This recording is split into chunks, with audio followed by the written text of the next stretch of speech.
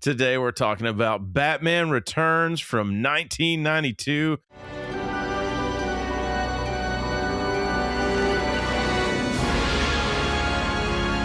The actor Sean Young desperately wanted to be Catwoman. How dare you not make time to see the Catwoman? And if you didn't know this was a Tim Burton movie before...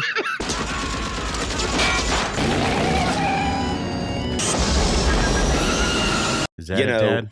Did the Penguin tell you to do this? You gotta pay the troll toll. If you want to get into that boy's hole, you gotta pay the troll toll to get in.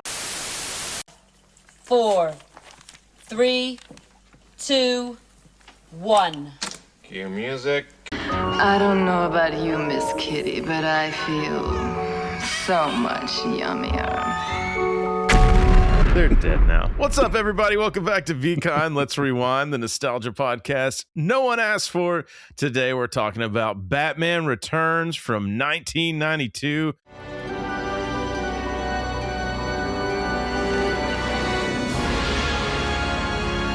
We're talking bats, cats, and penguins? Yeah, it didn't rhyme, but we'll go in there, man. Guys, when do you first remember seeing Batman 92, which this one definitely went to theaters to see, and it was everywhere promotional-wise. Yeah. Chadwick, kick us off, man. What do you remember about this one? Oh, dude, it was definitely, opening night. What was it? I know it was in June 12th, something like that. I think so. 18th, Yeah. 16th. One of those June days. But yeah, dude, I was there. I was enjoying my Christmas movie in summertime. Yeah, man, like you do. We said it before, I think, when we were doing the Batman 89 episode, but I think Batman 89 was a Batman movie that Tim Burton did, and Batman Returns is a Tim Burton movie that Batman's in. Yep, I agree. Yeah, that's a great way to put that. Leaf, do you remember seeing this in theaters? That does not mean necessarily that it's all great. Right. I mean, hey, we'll get to it, dude. Leaf, what about you?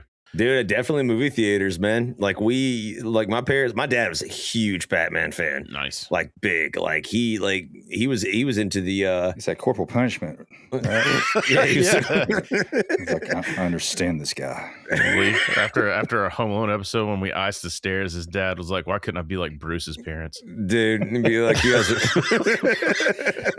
I'm trying. Bro, he wanted to start over a few times, I'm sure, with us, but definitely, like, we saw this in theaters. I know that, like, I think he really enjoyed it. Like, I liked it. There's a few parts that, like, I remember just being kind of shocked at this. Like, Shepard mentioned it, like, it being a Tim Burton film. He kind of went, like, off the rails, I think, a few times, and I was just like, God bless. I feel like after watching it again, it's like, I feel like he wasn't, either he was being, like, held back from making the movie he wanted to make, or maybe he just, like, wanted to tread the line a little thin, because, like, because there was like some... Are you talking about an 89 or on this one? This one. Yeah, this one. Oh, no, this one, he had carte blanche, man. He had final cut say on this one. Well, I mean, I think, like, on this one, too, like, because, I there's the big backlash, which we'll kind of get into just after we do our intro things, but, like, there was kids, they're like, oh, it's supposed to be a kid's movie, and blah, blah, blah, and I'm like, how the fuck did Pee-wee's Big Adventure not get the same backlash? But then I remembered Pee-wee's Big Adventure was before Pee-wee's Playhouse. Yeah. So it was a movie, then a show. So if that show had come first, the same backlash would have happened. Which is a nice little tie of Pee-wee into this one. Yeah, man, again, big fan of this, big fan of the toys. Apparently this movie actually led McDonald's over to...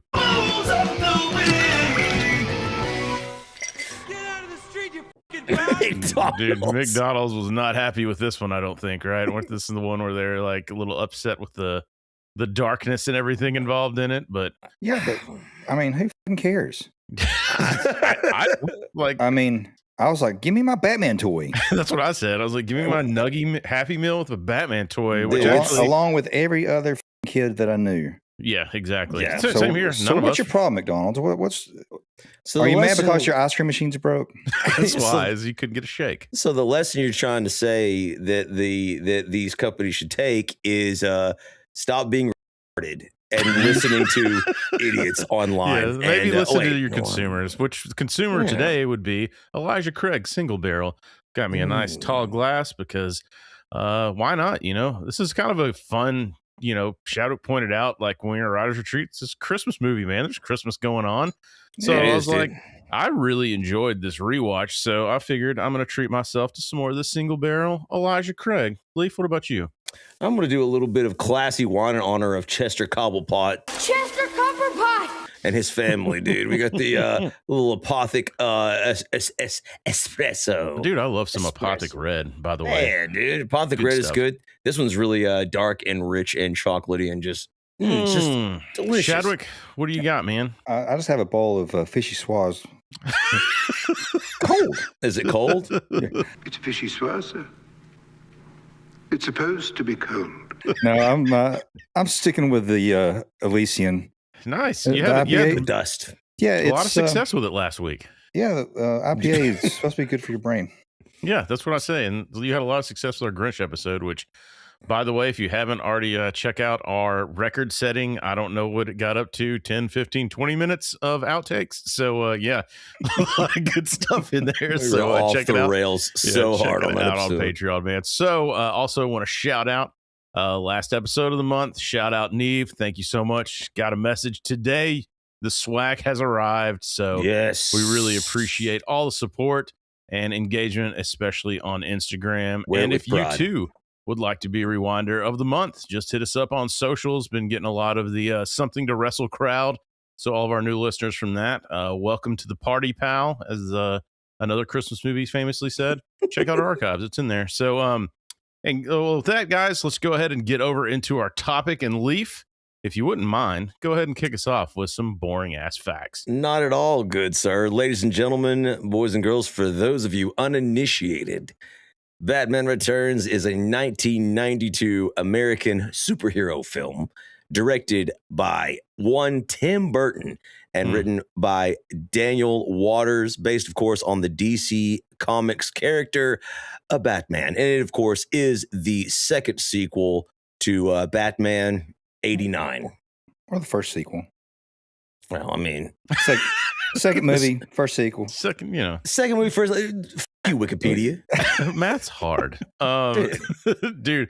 So this entire, I guess, like Burton in classic brooding director fashion wasn't really on board with number 2. He was like, I think the kind of the back and forth with the studio on number 1 probably kind of soured him a little bit.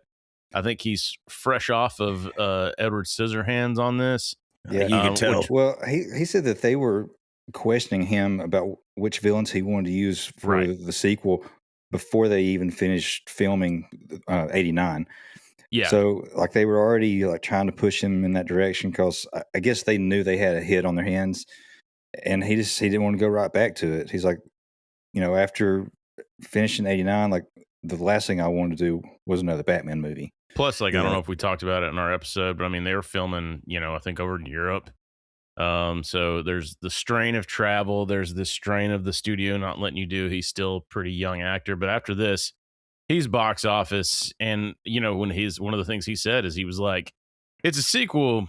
Well, it's not really a sequel. Like, he wanted it to stand alone, which it does. Like, you can go.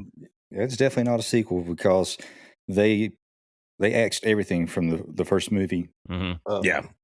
Except for Alfred and Commissioner Gordon, man. He's one of my biggest problems through that whole Bat universe, I guess. I just didn't like the treatment that they gave that character. He was just a clown, basically. Yeah. Like, and this one, you mean? Well, this one, I mean, really all of them. Like, even the television show, Shadwick? Gordon has like a Gordon. he has a pivotal role in like the Batman mythos, right? Yeah. Like he partners up with him, but that's never explored in any of these movies. It's just like, oh shit, somebody hit my windshield. Turn on the signal. Oh no, it's the cops. He's literally just like a fat cop in most of these. Right. Like, I mean, I feel like in the the Dark Knight series, it wasn't as much. Like there's a lot. I enjoyed that one. No, I'm talking about. You're talking about these. The early days. These four, the two Burtons and then the Schumachers. Soon.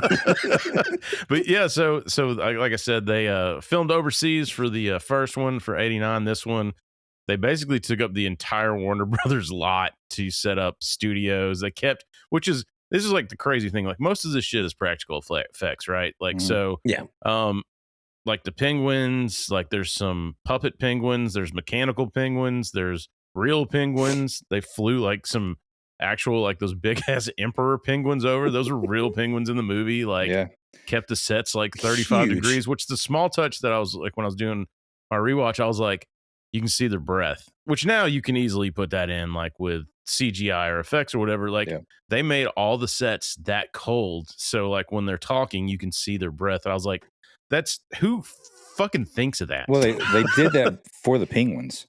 Yeah, I know they did it for the penguins, but I mean, like, it's, you know, in the winter, it's like it's just a small detail that I was like, that's so smart that like, at least that picked up on film. But they said that like they'd finish shooting for the day and they go out and like their parkas or whatever, and everybody outside's like wearing shorts because it's that's so freaking like wild, Southern man. Cal. Yeah. So, but you can definitely tell that this entire movie was filmed indoors. Like there's no natural light in this at all. Yeah. Yeah. I can see it. But I mean, it's supposed to be dark anyway. So, yeah, you but know. I think the movie suffers from it. Really? Yeah. I don't mind it. Yeah. I wonder, like, so evidently, like, they redid the Gotham, right? Like, they remade it from the first one. So when you guys, I think it's important when you rewatch this film for those listening, like, when Chadwick and Chris said they, like, remade the film because Tim Burton didn't want a direct sequel, like, he recreated Batman everything. Pretty much from the ground up, almost. Yeah, it was more, I don't know, it seemed bigger in scope, like the city.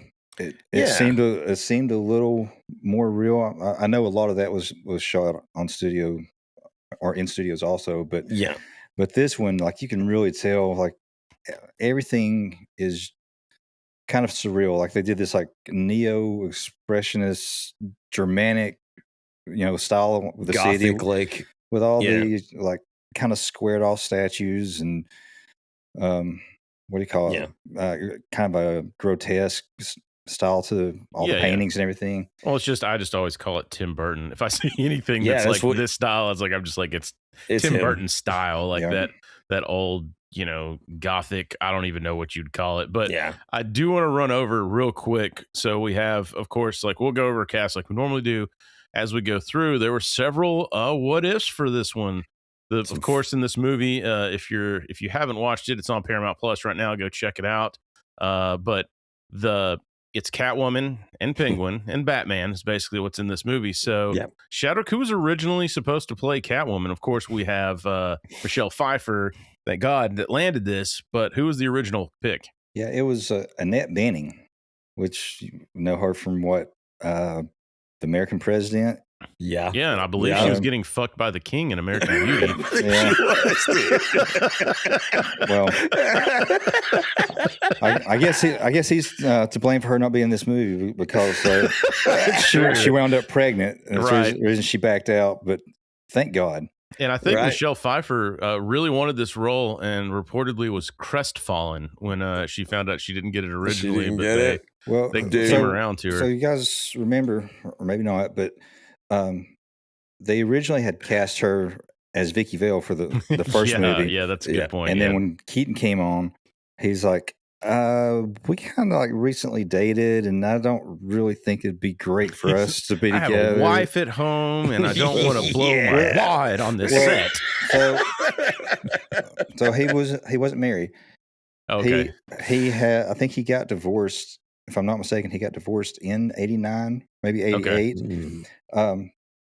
But funny you should mention his wife, though, because she was actress Caroline Williams, which played one of the tiny Who's in the Grinch episode. Wow. When he steals the tiny car. Yeah. She's the one in the passenger seat. Oh, wow. Mr. Grinch. We can't. We can't. Good for Michael Keaton. That's a big step up. Yeah. So, we can't leave this subject without talking about Sean Young. I've got desperately wanted. Go ahead, man. Bro, if y'all don't remember, we got to, like, whoever's that in this section, you guys got to cut it in, dude. The actor Sean Young desperately wanted to be Catwoman, and so much so she started going around to talk shows and in public dressed in her own. I have a message for the director of Batman 2. How dare you not make time to see the Catwoman, not even so much as granting me a meeting. How very rude of you. After all, I was in the original Batman cast. That's not the worst one to me. The worst one to me is she got on set and went to, I forgot who the co-writer, co-director. It's Mark Canton. Yes. He was a producer. And so she just showed up in his office in half-ass Catwoman character because she was cast in the first one. She fell off the horse. It really wasn't working out by all accounts. Like she wasn't gelling on, and she fell off her horse, got, hurt, and then they bumped her. And so, like, she's like, I deserve this shot. And so she's coming in basically shooting a WWE Catwoman promo on these dudes. And they're like, I'm trying to fucking have, like, my bagel at lunch. Like, will you leave me alone, please? Well, apparently it was the Mark Canton and Michael Keaton were in his office. And she came in, like you said, like in a Catwoman costume, like a outfit, purple something, jumps over the couch and says, I'm Catwoman. And she's like, President Johnson, bring our boys home. I'm a young Eartha Kitt. President Johnson, bring our boys home from Southeast Asia. It's an unwinnable war. She did her best Eartha Kitt, which is such a thanks, Family Guy. It's funny. Like Tim Burton, he said, I didn't see it. But I trust the people that told me about it. It's not like a UFO sighting. Like exactly, it happened. Man. So the good call on that one, Leaf. For those that don't know, Sean Young went on to be Einhorn or Finkel, depending on what your understanding of the Ace Ventura movie is. I did not realize that. Yeah, that's who she is. Our shout out our homeboy John Finkel, who actually did an interview with her. So it was Finkel and Finkel. Really? Yeah, he did an interview with her. It's pretty funny. Oh, wow. Anyway, check That's out cool. Books and Biceps newsletter. Shout him out. And there's some concept art for the Catwoman costume when Annette Bening was tied to the project. Mm-hmm. We'll throw that up here. It's quite different. We initially had cast Annette Bening as Catwoman, and did wardrobe things and all sorts of fittings and stuff. And really close to shooting, I got a call one morning, and she said she was pregnant. Also, speaking of like other what ifs, like so the Penguin. I don't know if you guys knew this, but some other actors they had in wings for Penguin were Danny DeVito, and lastly, Danny DeVito were the ones that they had in mind for this. Luckily, they were able to get Danny DeVito for this. Luckily, he agreed basically to that's do what they were like. This was written for him, and I guess it was the look was based off a Tim Burton sketch. I saw like a sketch he did that was like not the traditional. You don't 60s say. cartoon. Yeah. DeVito said that just seeing that picture like gave him the idea, like it translated Burton's vision to him. Pretty cool image. It's really cool. And I mean, actually, I kept looking at, Danny DeVito and this, and I was like, what does this remind me of? Which leads me over to shit stuck in my head this week. You gotta pay the troll toll. If you want to get into that boy's hole, you gotta pay the troll toll to get in. That's the baby boy's soul. He was saying soul. He thought I was saying boy's hole. So shit stuck in my head this week. Anyway, that fake nose on there, I was like, they knew what they were doing on Always Sunny. They did. Good call on that one. One of the last ones I want to say before we move on. I did not realize that they had 1992 Marlon Wayans was gonna be Robin, and apparently he had a 2 movie contract, and damn, I heard that he's still getting some money off of that. Really? Dude, good for him. I mean, we're obviously huge Wayans fans on this scary movie. I think we have Don't Be a Menace to South Central in the works for January, but like and Marlon really wasn't. If you're casting a Wayans in 92, that's kind of I mean, I guess he was younger. That must have been a younger one but I mean, dude, Damon was the standout Wayans at that point. It's just crazy to me that Marlon was getting a nod this early. It shows you how talented he is, like super talented. Yeah, no, undoubtedly, man. Shout out Tim Burton, way ahead of Netflix. Well done. Yeah, they had to really court Tim Burton to get him to come back. Like, I think basically they're like, we'll let you do Edward Scissorhands if you'll agree to do Batman Returns after that. And I think he still kind of pushed back, and they're like, all right, we'll give you final cut, meaning no studio involvement. Oh, so that's you were saying that like they basically they gave him carte blanche doing it. They evidently had to court Michael Keaton too with $10 million. Yeah, dude. I read this week that he only got like 500,000 for the first movie. Holy shit, I didn't know that. Yeah, Mr. Mom. So then, I think. But Leaf, you said 10. I had read it was 15 million he got for 15. Yeah, but it was. But he, I think I read 10, but I mean, it doesn't matter. Either one, it was in like the early highest, 90s, 10 million. It was like one of the highest ones.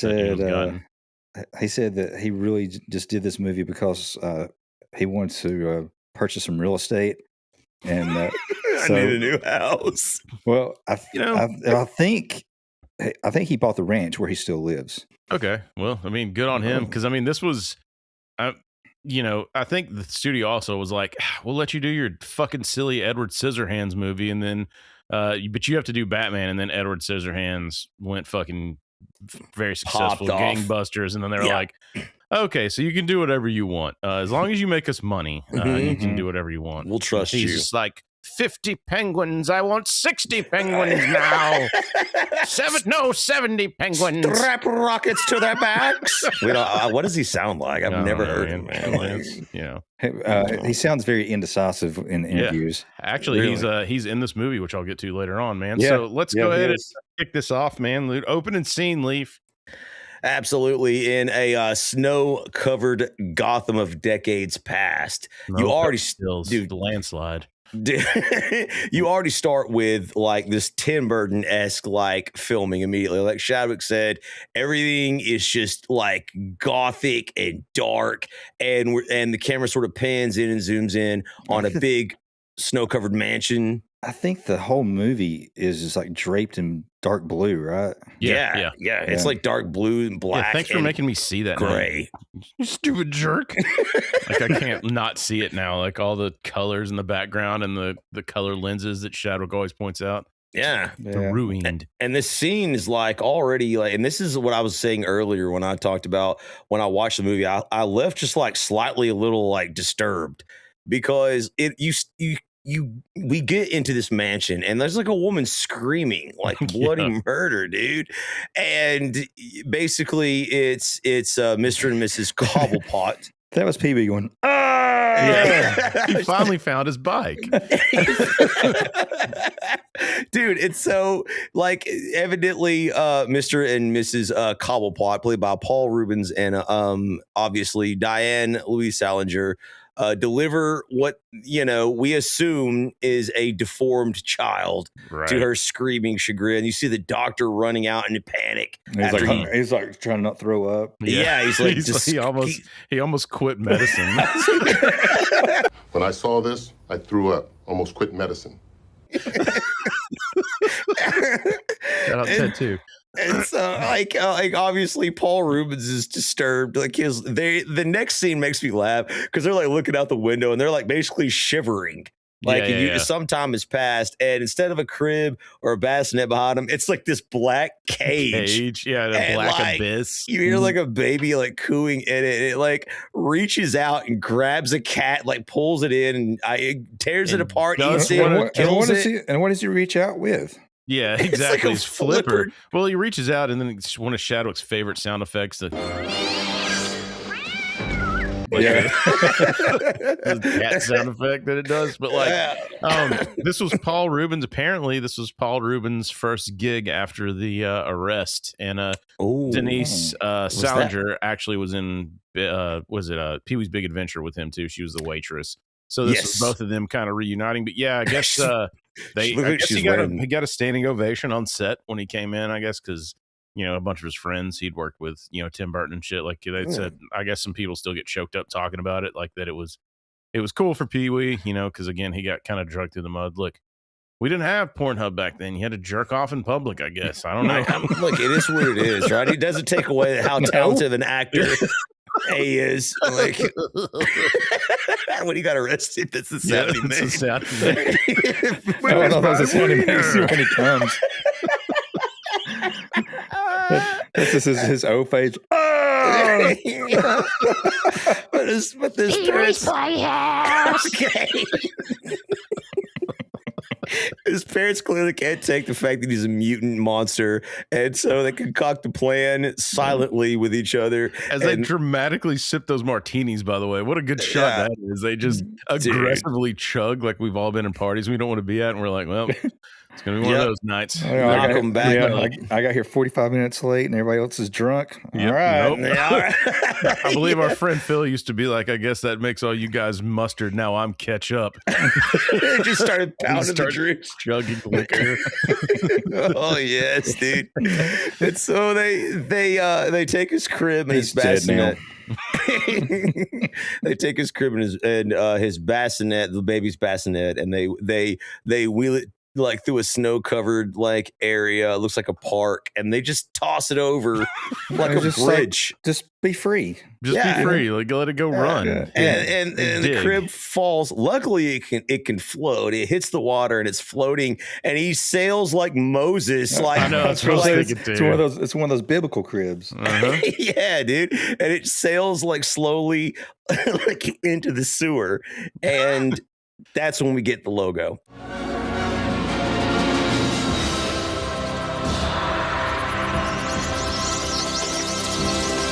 And immediately, like, I'm smiling because, back then, preteen Leaf, and of course, grown, crushed middle-aged Leaf, still smiling at just the epic music, man. Oh yeah, dude! Like as soon as it hits, and you're just like, and he added the choral music to this one too, like the gothic kind of sirens. Sound yeah, I got you. And it's epic, dude. And so you as the classic theme song and the Batman logo and all that is happening, you just see this crib. You get a montage of the crib sort of sailing through, and it finally arrives. And I remember watching this. I'm like, where the hell is he? Like, where it looks like there's penguins all around, and they sort of like, is that Dad? Did the penguin tell you to do this?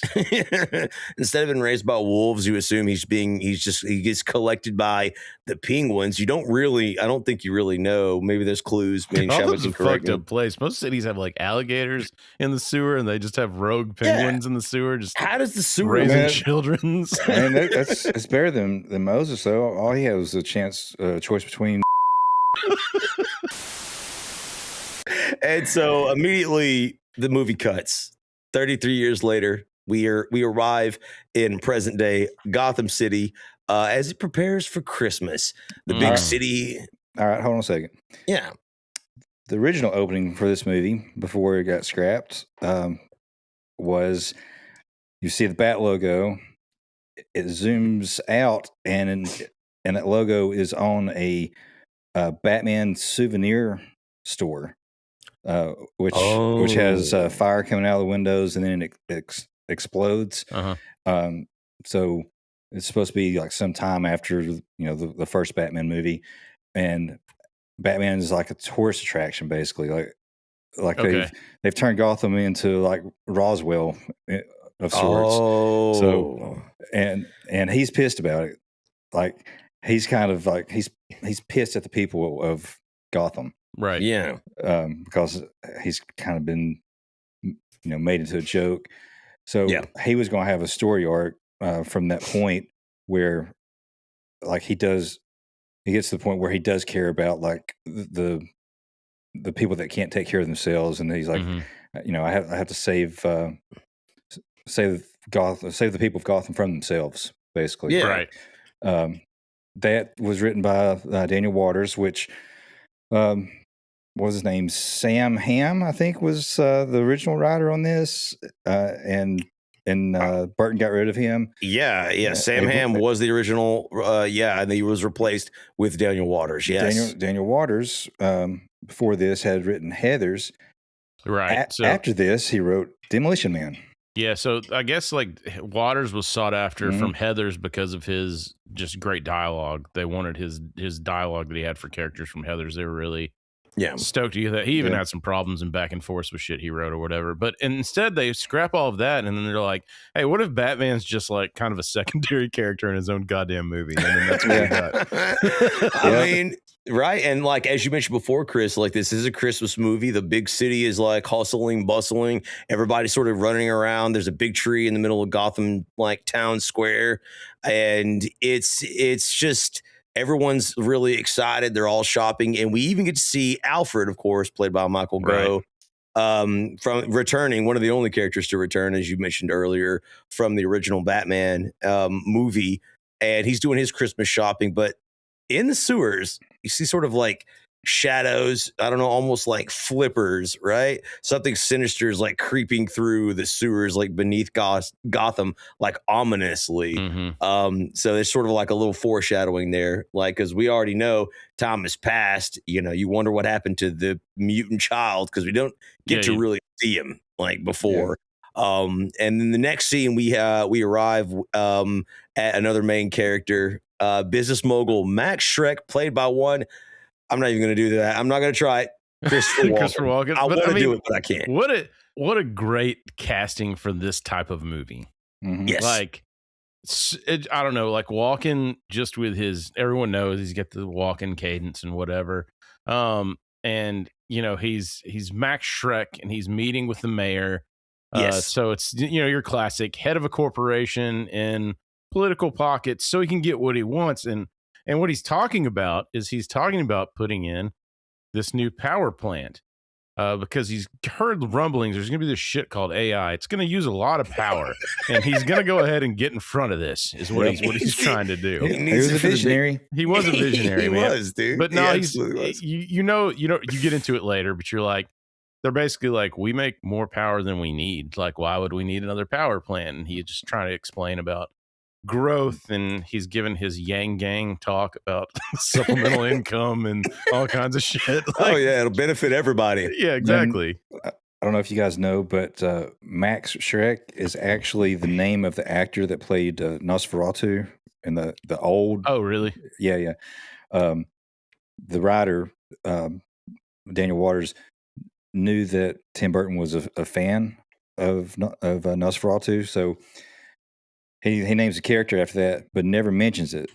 And it's like somebody asked him about it later, and he's like, "Well, that's not how it works. Like, I don't want to be like, hey Tim, did you like I wrote this?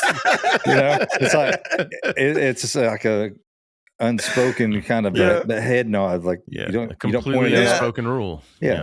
And actually, Christopher Walken wasn't the first choice for this role. Actually, according to my notes, the first person that was approached was David Bowie to play. And he was Max filming. He was filming something else and he couldn't do it. A Twin Peaks movie. Okay. And he couldn't do it because he took that instead. I'm just saying, like, this is walking on this because you get, of course, introduced to his secretary that's coming in, and she's and it's Michelle Pfeiffer. And I love, we talked about this off air. The star of this movie is Michelle Pfeiffer. 100%, period to end. Best character, best performance by far. Yeah, it's not even close. We'll get into it, but she plays about 4 or 5 different characters. Shit. I was like, was this the Clumps? Like, I could tell you, my wife was obviously younger than I am. She's not really familiar with this movie. She's never seen it.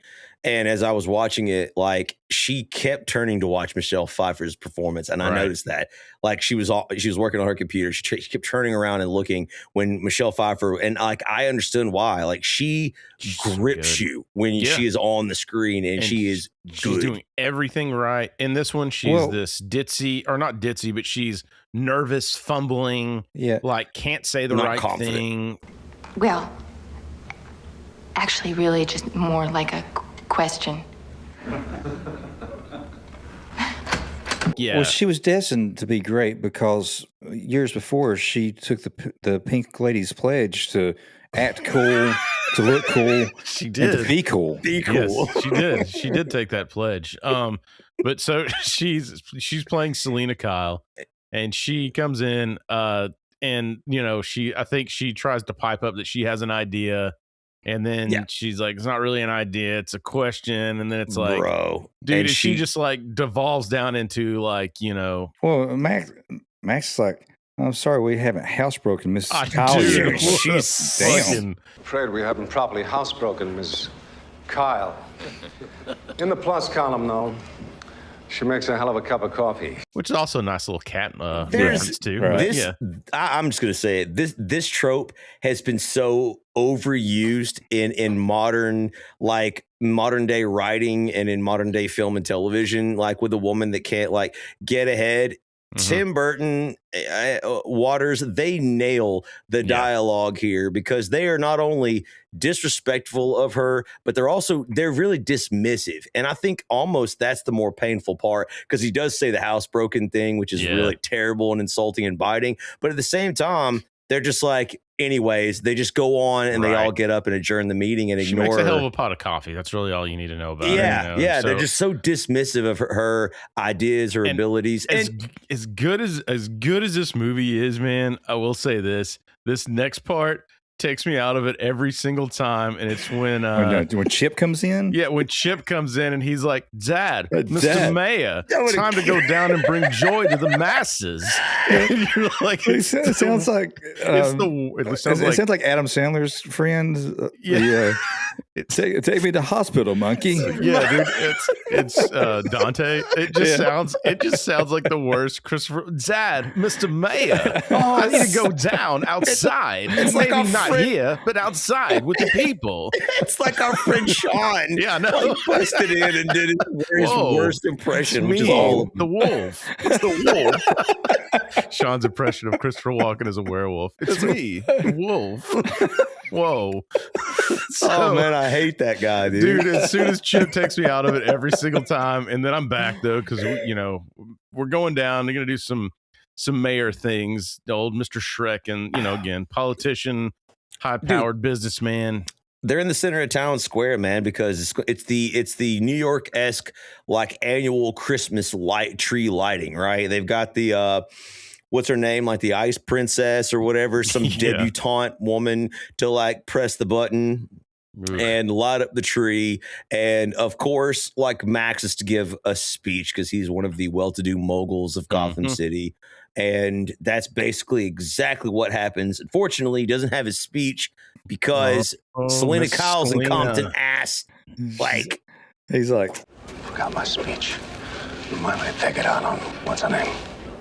Yeah, that's what I was saying. Like before, like he just is so dismissive of her, and like that comes back to haunt them in the end, obviously. But as they're delivering, as Max is delivering his impromptu speech, a big red present is just rolling in town square slowly. Santa Claus, afraid not. Yeah. And so out of the present obviously erupts an explosion. I'm talking the wackiest like battle sort of ensues.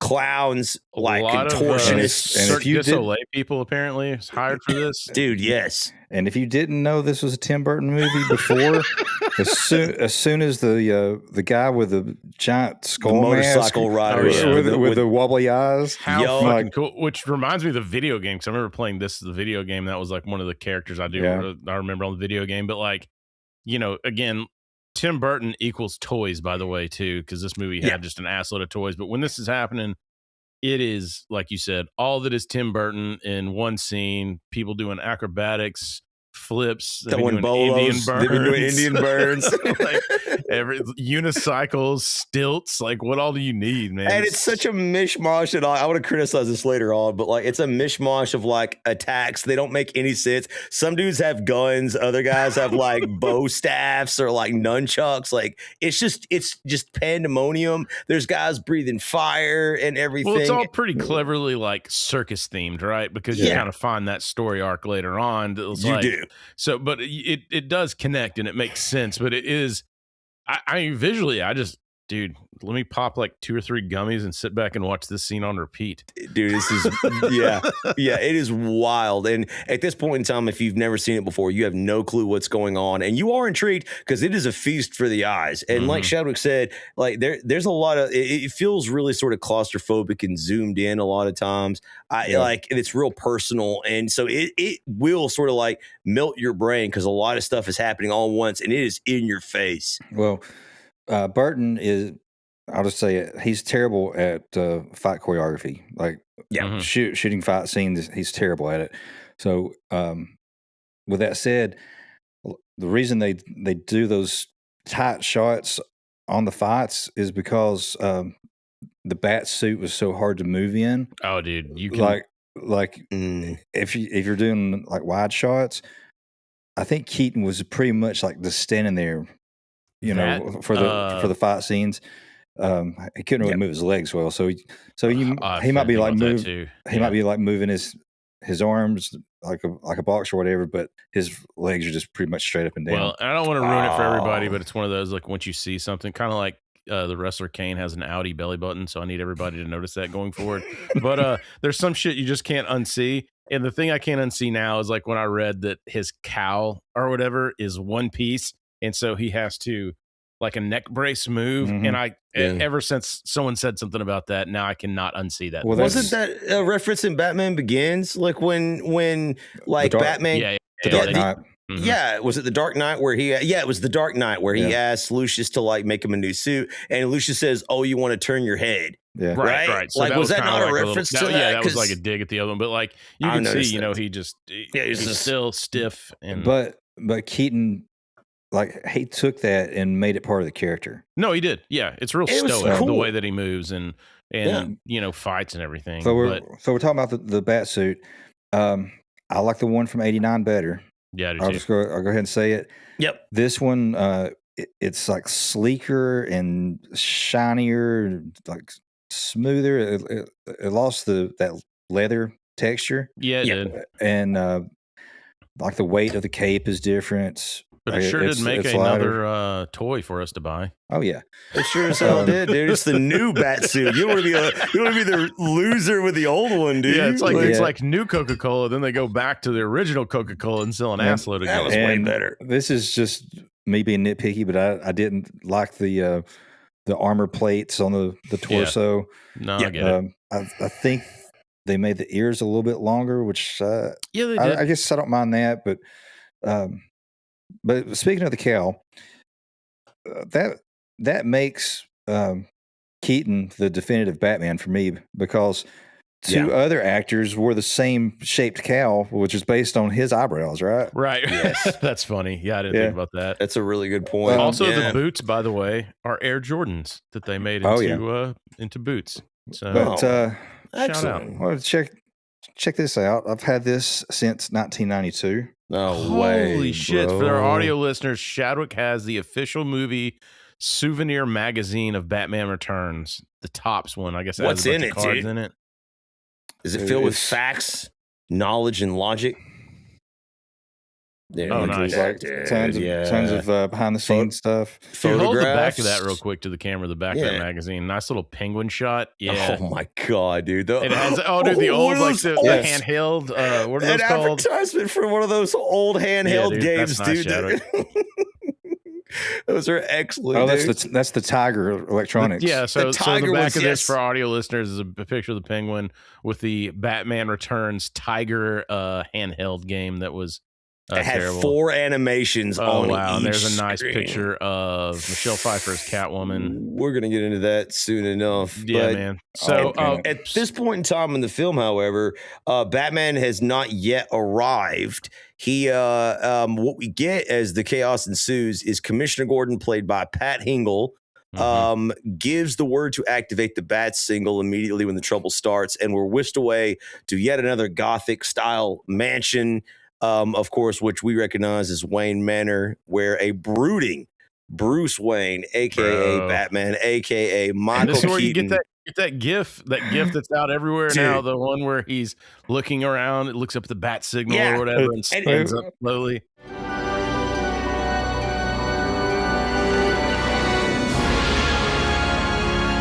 The best meme I've seen with that is when you're sitting at a bar and you hear a girl at the end of the bar talking about how she has problems with her father.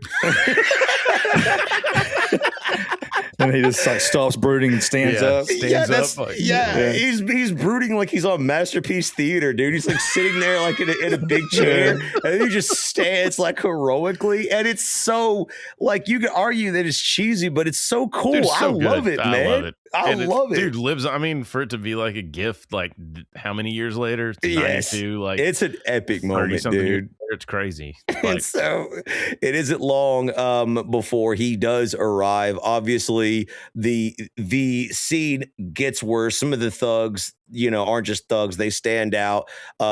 Chief among them, who seems to be second in command, you guys can correct me if I'm wrong, of the Penguins villains or the circus performers villains.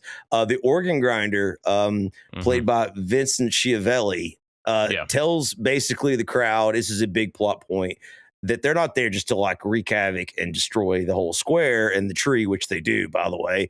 They're actually there for Max's son. They're actually there for Max Shreck.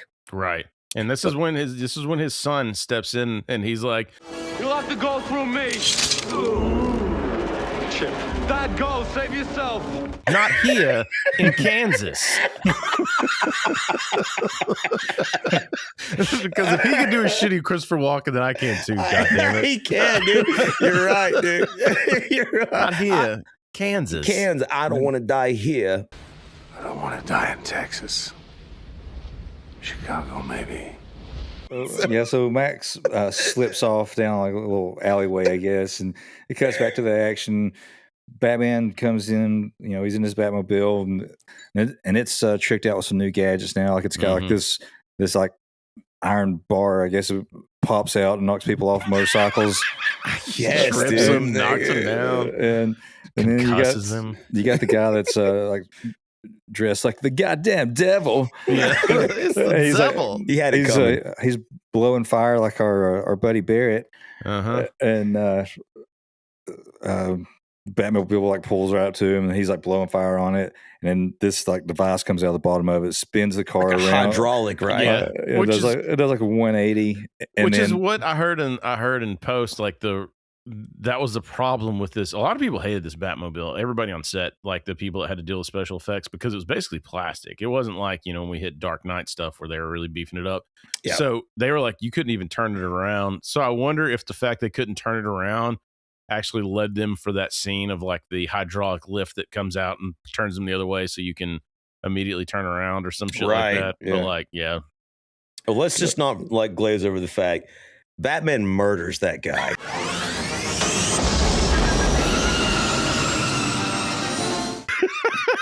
Me and Chadwick were talking about this today too, and I go ahead, guys. Like he kills that guy. Like, just say it, Chris, because you put it better than anybody I've ever heard. I just said that I was like, so can we talk about Batman murdering people in this? And I was like, unless you're living in basically like Looney Tunes rules, then like then he's okay. And that's really how I watched this as a kid. Yep. It's Looney Tunes rules. Like, it's like the animal drops on the fucking coyote's head, and I'm like, yeah, he'll fucking walk that off, a salt tablet, and he'll be back out there next week. Like, I mean, yeah. So that's how you view it. It's the context of the movie. It's how they derp and move on to the next, whatever. They strapped a bomb to a dude and threw him down a well, and he blows up, and like that guy's dead, man. Like it's a guy on fire. He's fine. Yeah, but I mean, like Chadwick, like it's old Chadwick. It's just kind of, you view it as Looney Tunes rules, like where you're okay, like it's fine. I also like I don't think that criticism is works in my opinion for this movie, because in Batman in the 1989, which obviously shout out episode we covered it, like people get killed like in that they die, like I mean.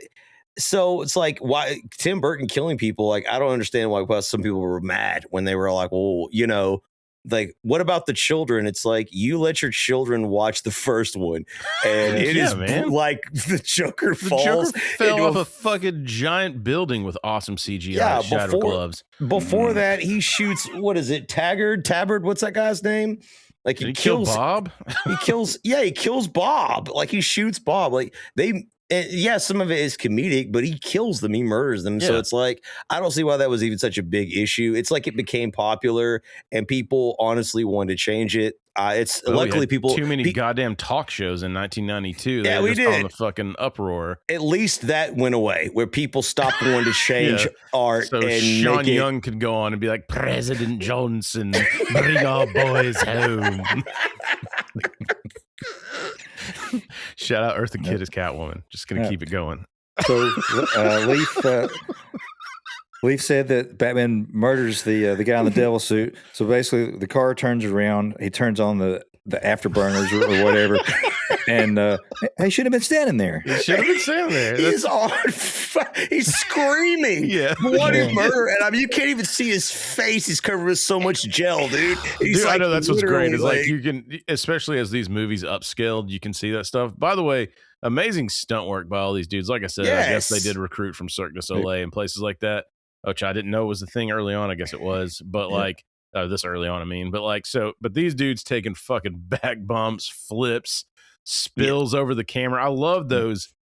I can't remember if they're even in this movie, but the flip where you're going into the camera and over the camera, you know what I'm talking about, like those kind of shots. It seems like there's all kinds of shit like that in this where people are falling and whatever. Yeah, and Selina Kyle, she's trying to get the speech down to Shrek and walks into all this like madness, and this dude dressed as a clown like grabs her and she's like using her as like a human shield when Batman's walking up and right.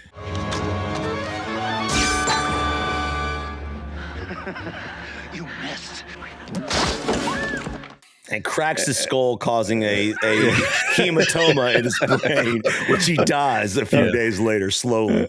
I like how she's looking at him, and he looks down at the guy, and then she kicks him again. Yeah. And I think before this is one of my favorite lines that she has is when she's cleaning up after the meeting, and she's like, stupid corn dog line. I hate that. Corn dog. You're just a corn dog. And I'm like, you're so adorable. Chris just loves Michelle Pfeiffer and he doesn't. Like, come on. I mean, I love her too, but I hated that line. No, I love That's the other part that was the hard part for me to accept too, is the fact that she was basically, and we're about to talk about it, she was basically like a failure to launch. Like no one wanted her. It's like, look at you. They tried to uglify you as best they gave you the glasses, they the gave 80s glasses. And overalls with paint stains on them. Like, and I'm still with it. Well, I gave her the like a 1950s style like wool business suit. Yeah. They tried everything, but they try to make her look ugly. But it's Michelle Pfeiffer, dude. And she's like so nervous with Batman. She's like, thanks to Batman, or is it just Batman, or? And he just turns around. She has that long diatribe about every man in her life leaving her. And but this is really important because she finds a really, this is a plot point. On this unconscious and probably dead clown that she was kicking, she finds an industrial strength taser that she like looks around and she like steals it. And she steals it and she keeps it like on her, which that plays in later. But this is their first interlude, like Batman and Selina Kyle. And so that sort of sets the tone of the relationship. She's obviously infatuated with him because he's Batman. Like, dude. And he's like, my pants are getting tight. And so Shrek is just sleazing his way away. And then he falls down, like, was it like a sewer grate or something? It's like a trap door. Yeah. He falls down. Dude, if you're ever on a Tim Burton set, just fucking watch where you walk, man. You never know where you're going to end up. All kinds of, Yeah, I mean, just assume you're in a Scooby-Doo episode. That's what it is, dude. If the trap door is slightly different color than the rest of the floor, it's going to move. Yes. And so he's down in the sewer now this is where you get your, I guess you get your first shot of the penguin here, right? Yeah. This is it. Down in the sewer, man. And I guess so when they were filming and shooting everything early on, Danny's got this big fucking suit on and it weighs a lot. And so they were like, because he's having to basically like waddle in it. And they were like, hey man, we can like actually do this with like silicone and make it lighter. But he liked how it made him move and how it looked. And he was just like, no, like, I guess a little bit of misery mixed in there helps with that character. And I found out what they did for, he's always got the bile and shit in his teeth. Yes. Mouthwash. I guess they'd use mouthwash with maybe some coloring. Yeah. And so like they would just put it in his mouth, and then she was like, after, you know, they have to do all this makeup. I forgot how many hours he had to sit in the chairs, like 2 or 3 hours. Right. But they were like, she's like, can we do one more thing? Like, what if I give you like mouthwash in between takes? And then he's just like, we can do mouthwash. And so apparently he was really, really cool about all this, because we'll get to another funny story later on in this about where he was not cool about something. But it can't be ignored too. Like, he is absolutely effing disgusting. Yeah. And like, I've seen a lot of comic book versions, and like, he fits like Chester Cobblepot to a T. Chester Copperpot! He doesn't they look like. based him on this going forward after this, if I'm not mistaken. This is the last thing I'll say about him. I honestly see why they chose him for this, and he was the only choice. Like, he is even now, even though this is not my favorite movie, he is like the freaking Penguin, man. Like, he's so disgusting, but he plays such a good role. Like, and they said he stayed in character in between takes and shit, not all Jim Carrey crazy style, but like he would do this.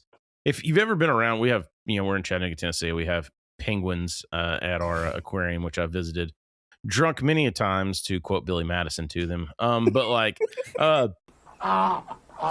it's too damn hot for a penguin to be just walking around here. They do this little, like, this noise that they just constantly make, and he's like mimicking that a little bit, like when he gets nervous or he's not saying anything. He's grunting or something like that, like almost like it's painful. Everything he does like hurts, and he's always making these like noises, and they're disgusting, man. They're gurgling. Great. So good, man.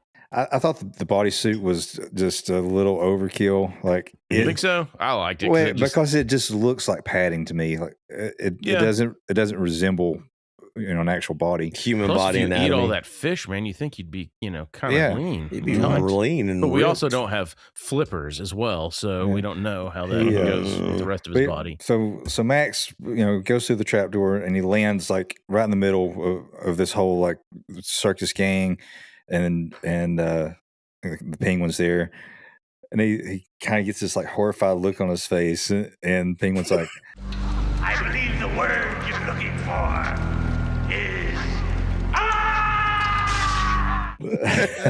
but it's like a great introduction though. It's so good. It is so good. And so basically Danny DeVito the Penguin doesn't waste any time explaining like his evil plot, right? Like, immediately he's just like, listen, there's a reason that like I kidnapped you, basically to let you go, but first I want to rejoin humanity and find his parents. Gotham City, find my parents, find out my name, et cetera, and obviously like Max Shreck's like, yeah, sure, we can do that. Like, he's like, but not here, Kansas. Not here, over in Kansas.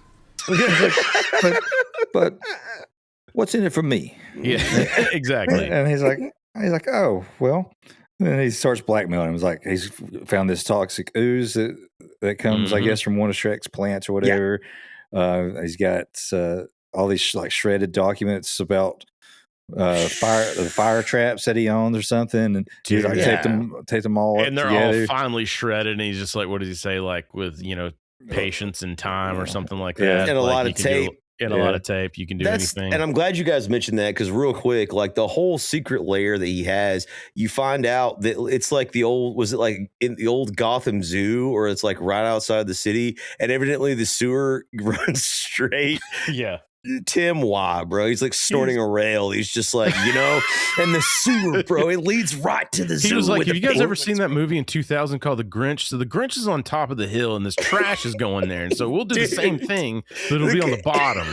And they're like, Tim, it's 1991. And he's like, just hear me out. Yeah. Jim Carrey's in it. This goes back to what I was saying earlier about like how they made Gotham feel kind of small. Yeah. Because like almost every scene is either like in that town square where the tree is, yes, or this underground like frozen lair, which is just like it must be right outside of the town square, right? Explain this to me, Mr. Art Designer.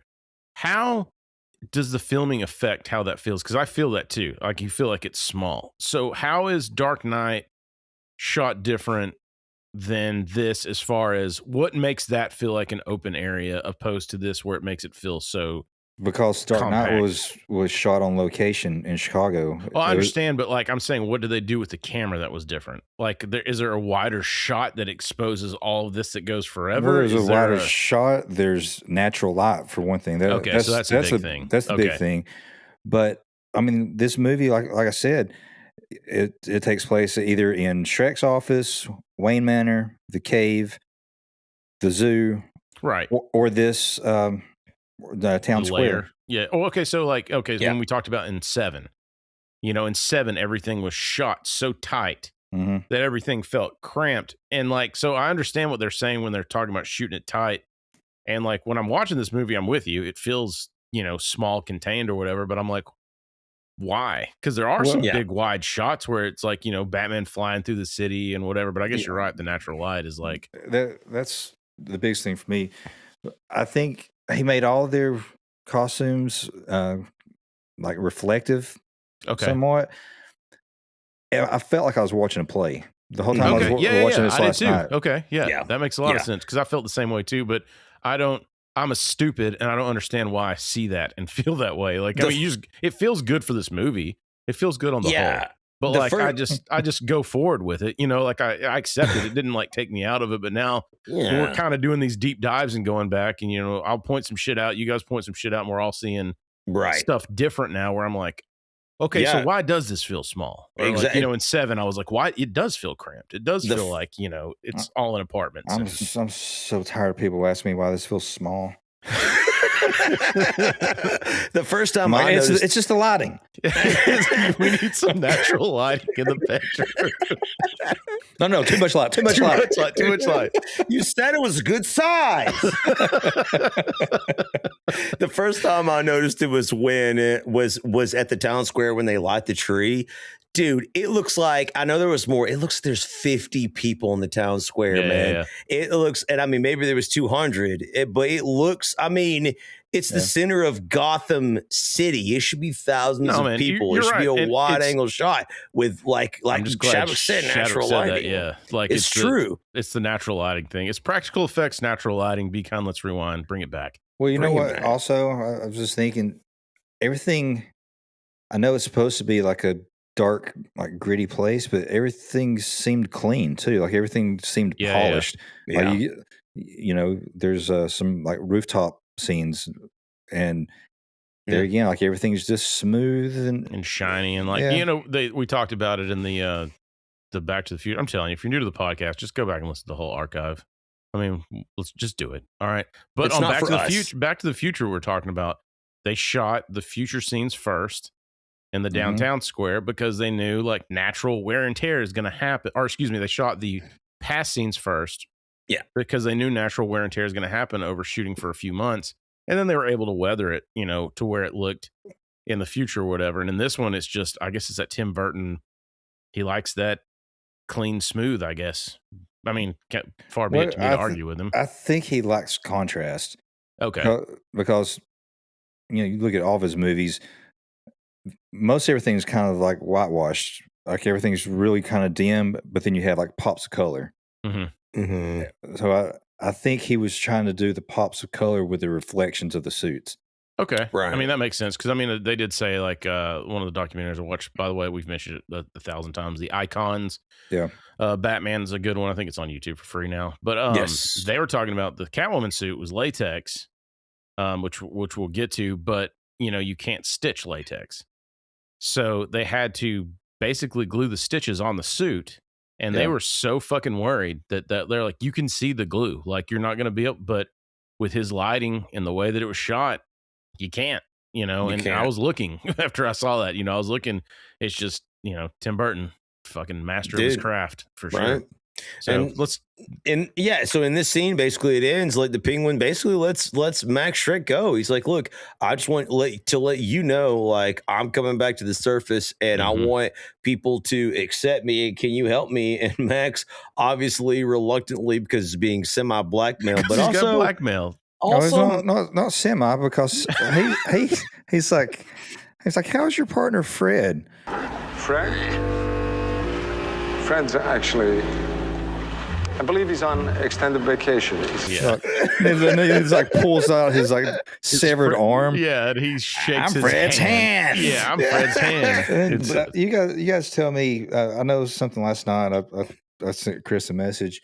There's this funny little thing where they're agreeing Max is going to help, and so they're going to shake hands, and Penguin puts the severed hand into his hand to shake out, shake it, and then the funny thing is like he walks off and leaves the hand there, but when he turns to walk off, for just like a split second, he looks directly at the camera. Yeah. So Penguin I don't does. know. Yeah, I don't know if that was a wink or if it was a mistake. I don't know. Or maybe the gummy was just treated differently. It was hitting you a little harder. I don't know. Well, I even when you mentioned it, like it's pretty quick. I mean, we'll put it in here, but it's pretty quick. But that's kind of a rule, Don't. It's what we breaking the fourth wall or whatever. Mm-hmm. Looking directly at the camera on this stuff. But yeah, I don't know, man. So, but this does take us over to good old Selina's apartment, which wouldn't be so lonely in 1992 if she knew 12-year-old Chris. I would have gladly gone to helped her out with whatever she needed, taking care of her cats, whatever she needed, man. So how do you want to do it? Because I made sex before lots of ways. So you want to go straight to hand jobs or eating me out or taking me from behind? Man, so she comes home to the funny, honey, I'm home. Oh, wait. You're not married. Then, so she's doing her self-loathing. Textbook closet case self-loather. She's got her cat that just jumps in through the windowsill. That she's literally a single cat lady, 110%. And she's, I guess, envious of the cat's sexual escapades. He is, yeah. She says she mentions, you out whoring around, basically. Dude, yeah, that's another thing when they're talking about this being a kid's movie. There's some shit I did not pick up when I saw this as a kid. And I've seen this movie. I couldn't even tell you how many dozens of times, and I still picked up some stuff last night on the rewatch. Yeah. But so she comes in, she's playing her answering machine. You have I guess there's like a cologne or perfume, message on there. Nonsense her on your mom's answer on machine. there being like, "Why haven't you called me back, honey? Please call me back." And then your brother David calls me back. David. And so after that, you do get the message where it's the guy that's basically breaking up with her. Selina, about that Christmas getaway we planned? I'll be going alone. Dr. Shaw says I need to be my own person and not an appendage. And then this guy's breaking up with it. That's Tim Burton. Yeah. So Tim Burton. Oh, you're kidding me, that's dude. Tim Burton on the answer machine. So he's the one that recorded that. And so she's but I do like her line. She was like, I guess I should have let him win that last racquetball game. Right. And I think that's a really important part because I think that's one of the only nods to her athleticism, which I think was a big problem for me when I first watched this film. I was just like, how can she do all that stuff?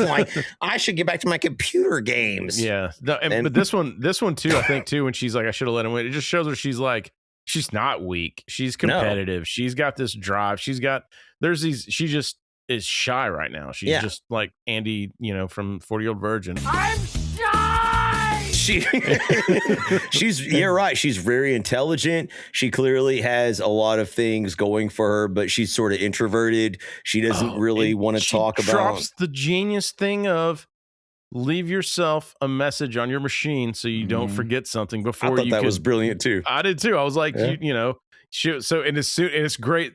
Again, Michelle Pfeiffer lights out in this movie. Her reaction when she first hears her voice. This is yourself calling. To remind you, honey, that you have to come all the way back to the office unless you remember to bring home the Bruce Wayne file because the meeting. It's like Shattuck when he hears that first note of that X-Men game. Yeah. She broke out in hives. Shattuck started scratching. He's like, give me one of those. Why don't you sign one of these pumps for the wife and kids? So now she's got to go back, which dude, this entire scene when she comes in, she's taking her shoes off. She's fucking exhausted. She's limping. She had a rough fucking day and she's just trying to pay rent and get by. a full day being condescended to. Accosted She got attacked in public. Yeah. attacked by a clown. It's like terrorist. Like oh yeah. For some reason, I was not thinking that was the worst part of her day. I know, 'cause we work day jobs. So we're all like, I feel it, honey. You know, your boss said this to you today. She like basically was like, she was just assaulted in the street and saved by vigilantes. That's just water cooler talk for the next day. It is, man. So now Let she's me got to tell go you back. about my night. Jesus. So she has to go back to the office, which again, you know, this is Gotham City, aka New York. So you're talking public trans, probably a subway. This isn't like a hop, skip, and a jump in your car. It's like a whole. I don't know, man. Like the way this movie feels, I feel like her Just next apartment's door. like her apartment's like half a block away from town her square. apartment was in set 1A and the office was 1B. Hey, So- she did say that they kept like moving the sets around. Yeah, I did hear that too. And so like she would show up for a scene, but she would like go to the wrong set. She's like, they moved everything again. Yeah, but so she has to go back to the office. And so what I like too is they don't show her in the office first. They show not Mayor, but Shrek gets home. And he's, walking up the stairs after he's been blackmailed, thinking kind of like, what the fuck? And he catches old Selina in the files. And he's like, what are you doing? And she was just like, oh, just boning up on. And I stopped her and I was like, that's funny. So am I.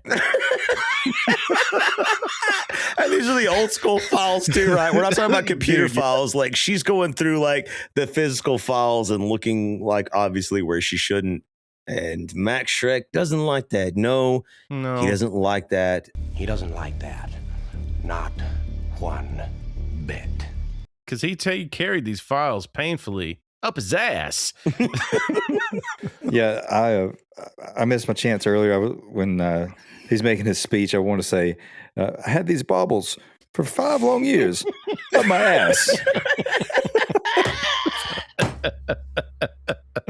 Shout out to Pulp Fiction episode, man. Again, go back and hit those archives. Oh, up. we did do Pulp Fiction. We did. We already did it, dude. I don't think Shout you out. remembered that one. That was a Sunday. You came in after a pool day on that one, I believe. Was it a Sunday morning episode? Those are always juicers. Those are always juicers, man. Sunday is my drinking day. You don't get to interrupt that. It's the Lord's days. Yeah, you don't get to interrupt that, as he reminded us. So she starts to tell him, like, oh, she was brushing up on the Bruce Wayne file. And then she's like, she even got into the protected files. Protected files because she figured that his password would be his mounted chihuahua that's up there. Geraldo. By the way, Geraldo. you know he's doing that dog. That's some classic dirty work. Like, how industrious. Yeah, and then so she's explaining like she's did a good job. She's really trying to like flex, and then now he's snapped because she's figured out like, well, it's not really a power plant. It consumes power, and stores it. Like It's a capacitor. Like she, right? Yeah, it's going to drain energy from the city and then store it. And so she figures it out, and she's like, it's a novel approach, I'd say. And And who would you say this to? Nobody. she's like, no one, because I literally have no one but my cat. This is an intense scene. And then it gets weird, and he gets up in her face, and you have where he's threatening her, and then she's just like, she kind of chimes back a little bit, and then he plays it off like he's joking. Oh, I'm just, hey, I'm not threatening you. I'm just teasing you. She's like, it's not like you just kill me. He's like, actually, it's a lot like that. And then apparently in Gotham City, windows are very expendable because people just fucking fly through them all the time, and they're fixed the next day. So it's dramatic, dude. So he pushes through the window, and great fucking shot on the fall here. Yeah.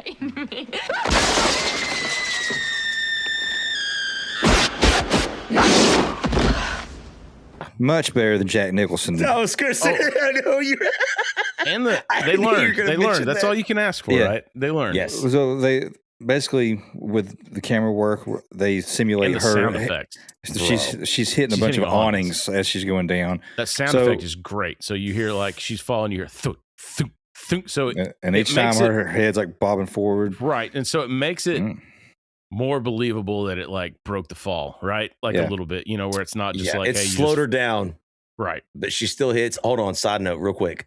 Shadowing. Just imagine you have that same scene, but it's zoomed in on Jack Nicklaus's face, like right, and he's like falling, and he's like laughing the whole time, dude, as he's going down. Bro, that in my imagination, that would have been the sickest scene of Shadow all will make time. it with AI tonight.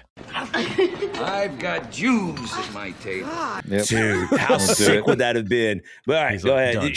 She lands on the snow embankment, also breaking her fall, by the way, because the snow covered ground. But let's not forget, she does take a very bad head injury tumble. Again, the acting here. Apparently, they had a dummy body of her, for part of this, because the cats start to come out and they surround her. So I guess they put Tuna on the fake body, and then when she was laying there, they put Tuna like on her clothes or whatever, like on the to get the cats to go around her or whatever. But that twitch. Those twitches and the music and the production of this. This the eye flicker.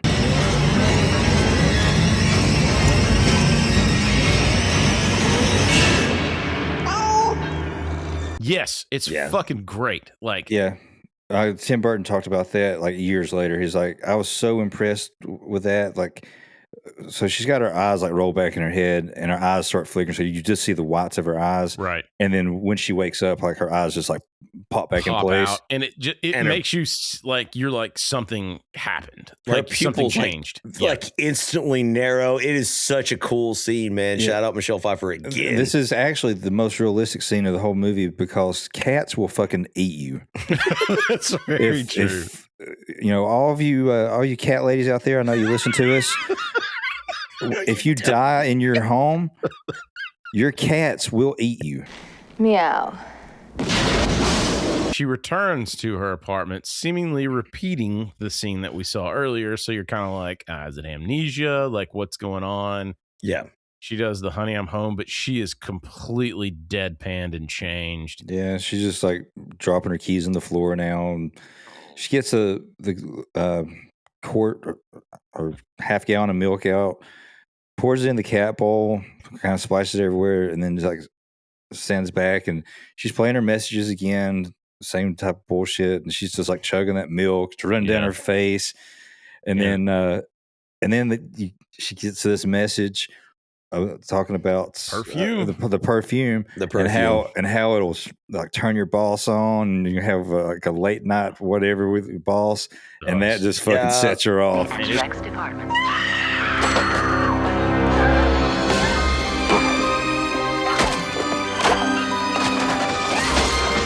She's great. And she loses her fucking mind. She destroys the answer machine. She's going crazy. Well, it starts off she had this, I don't know, innocent girl personality. So she had all these stuffed animals all around the house. Oh, she gets those and starts jamming them Destroying down them. the garbage disposal. Yeah. Like Chris said, she gets this this black T-Birds jacket out of the closet.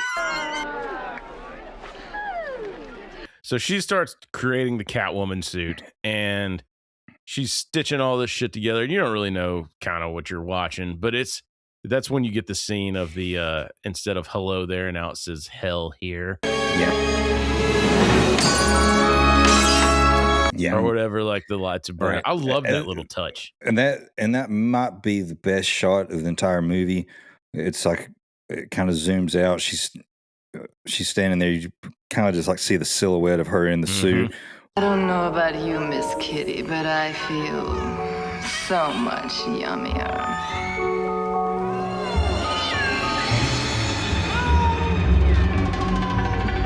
With that neon hell here sign behind her. So fucking good. And I guess to get her in the suit, because they made the suit for Annette Bening. So they had to kind of tailor, and I guess they had to vacuum seal her in this suit as well. Well, I don't think that suit was ever made for Annette Bening. That's what it said in that Icon's Return. They had made the suit for Annette Bening. Really? And that they had to do alterations what they could, and that's, like I said earlier, they had to do the stitches that are glued on because you can't stitch it. Essentially, I mean, it was latex, so they can't stitch latex. But They can't cut. They had to basically like vacuum her in it, and so she could only do certain amounts before they had to break the seal, and because she'd get lightheaded and shit. But I mean, and she couldn't hear in it, and Keaton couldn't hear in the Batman suit. Wow. But he said like when they had scenes together and they were both in costume, like they would just have to like wait for the other person to like their mouth to stop moving. So, and hope that they were picking up at the right time to deliver their line. I stand before you once again to denounce the urban chaos we seem to have to live with in our great city. But the next day, the Penguin obviously stages a dramatic surface world return by, dude. He basically stages like a kidnapping. So one of his minions steals the mayor's like son from his wife's arms and basically like circus backflips down the sewer, and then you just hear it's like, oh no, it's the monster. I don't know why I'm still sounding like. and then much like that Norm Macdonald Bob Saget joke, he finds his son. But the Penguin stages a kidnapping and rescues the kid, and obviously he rises up from the sewers and returns the child to the rightful parents, and the media and the crowd and media goes wild. And remember, this whole thing is orchestrated by Max Shreck. Right. So he wants to make the mayor look like an idiot. So the mayor is up there.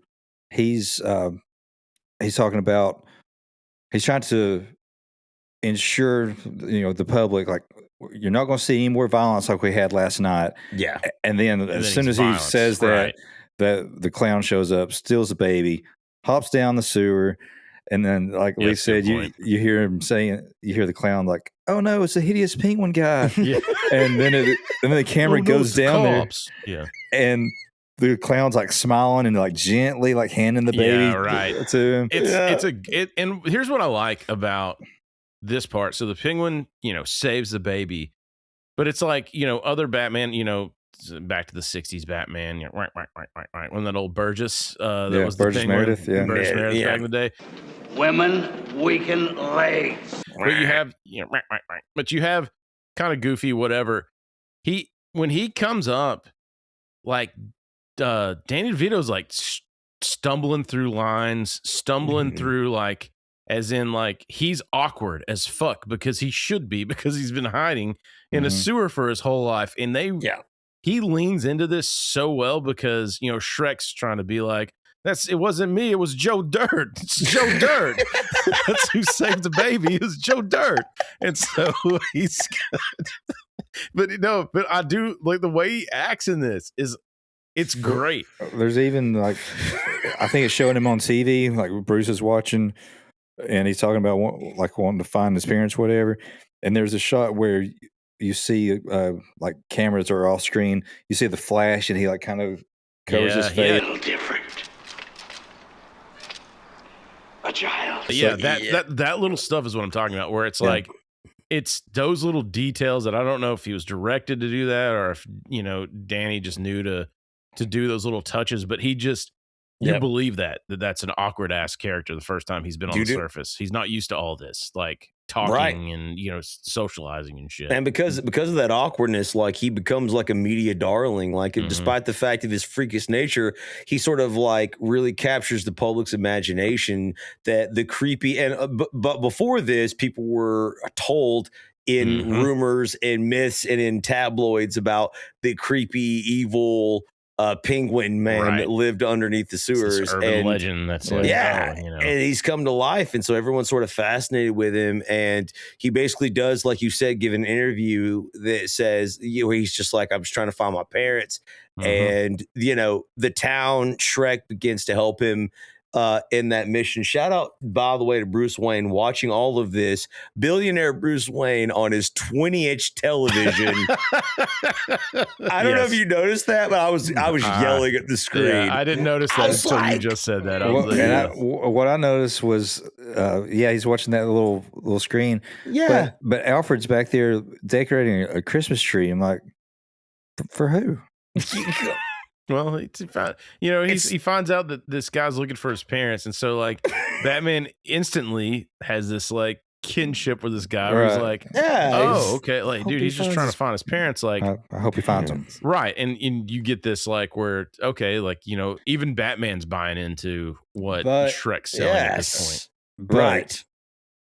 But you see, Max Shreck comes into the frame while Bruce is watching it, and I don't know if you guys caught it, but he like immediately changes his like posture, and I didn't notice that. No. Yeah, I think that's when he like becomes suspicious because he knows that Shrek is like a con man, basically. Right. So he's like, well, if he's got anything to do with Guilt this guy, by association. then I don't think it's above board. Something's going on here. Right. Right. And then, so he does take a fascination in the story because they got everything they need. Plus, this is when she first debuts her vigilante justice because there's a woman about to get assaulted down there on the street.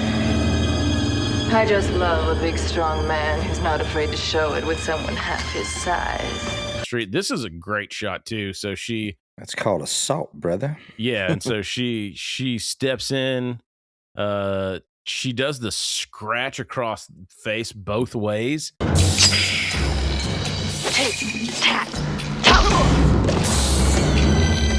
And it leaves that blood streak on both of them. She punches the dude in the face. And then what I like is just to set it home where you're like, okay, man, she just saved this girl. And that girl's like, oh, thanks for saving me. She was like, basically like, this is your fault. Like you did this or whatever. Like, because you're weak. Yeah. And I was just like, whoa. So now we got a nice little supervillain on our hands. Hell yeah. Let's go. Yeah. Man, she's got like the dark, smoky eye makeup and the red lips, and she changes her fucking voice. Mm-hmm. Her voice goes that deep, sultry, like meow, and I'm just like, sold. 12 years old, Jesus, sign me up, dude. Yeah, we were 12 years old, 45 years old. Sign me up. Doesn't matter. Well, I tried to lick her, but they didn't put that in. This leads to the next scene where you have Bruce Wayne and Shrek meeting. I think I jumped ahead on the Catwoman vigilante thing, but like Shrek and Bruce Wayne, I love this tension when they're walking in and they're giving jabs at each other. And it's this big ass conference table. They're sitting so far away from each other. Like there's this standoffishness that's captured so well in this. Even the badass Bruce Wayne, like where he throws him the fucking files, like when they're arguing, it lands perfectly like to him or whatever. I commissioned this report. I thought you might want to take a look at it. I was like, this is, I don't know. This is all that is good in cinema, like setting up a nice plot. Did you notice all the pictures in Shrek's office? I did not. No. He's like with the president. Oh shit! I did notice the one with Reagan. Which one did you see? There's one with him and Arnold. Yeah. Yeah. So it's like him and Arnold in there. Yeah. So it's like him and Reagan, him and Arnold. And so. So he's obsessed with his. I didn't notice any of the photographs or paintings in the office. Like, there wasn't. I think that's. I thought, it was a nice little nod. Good catch, Chadwick. And I guess I don't know. This man likes power, and I guess it's supposed to be in the real world because, like we talked about, Reagan, Schwarzenegger, and then he says, "You think you can go 15 rounds with Muhammad Shreck?" His mama named him Clay. I'm gonna call him Clay. Yeah, dude. Yeah, exactly. Like you have that. So him and Wayne. They have it out, man. Yeah, they're arguing. I guess are they arguing over this plant or? Yeah, basically, Bruce Wayne calls him out. Like Bruce Wayne shows up and he's like, "All right, I know what you're doing, Shrek."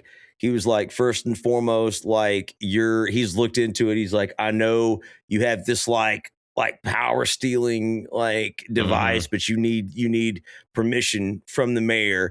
And I'm going to use every resource I have to like stop you from doing it. And Shrek. Yeah, he's like, the mayor and I see eye to eye on this, and I'm going to fight you on it. And and then the Shrek's like, blue bloods tire easy, and Wayne's like, well, I don't have a crime boss in my pocket or in my corner like you do. Yeah, and that's when you get that walk in real emotion, like where he gets up and he's just like, you don't know what you're talking about. Like he's mad that like I love again this whole back and forth. Like I believe watching this, where I'm like, It's this such is a just good scene. fucking cinema. Like, show us what you know. yeah, exactly. And then he's like, If my assistant was here, she already would have escorted you out to Anywhere he wants. yeah, Yeah. And she's like, so Selena. He throws obviously.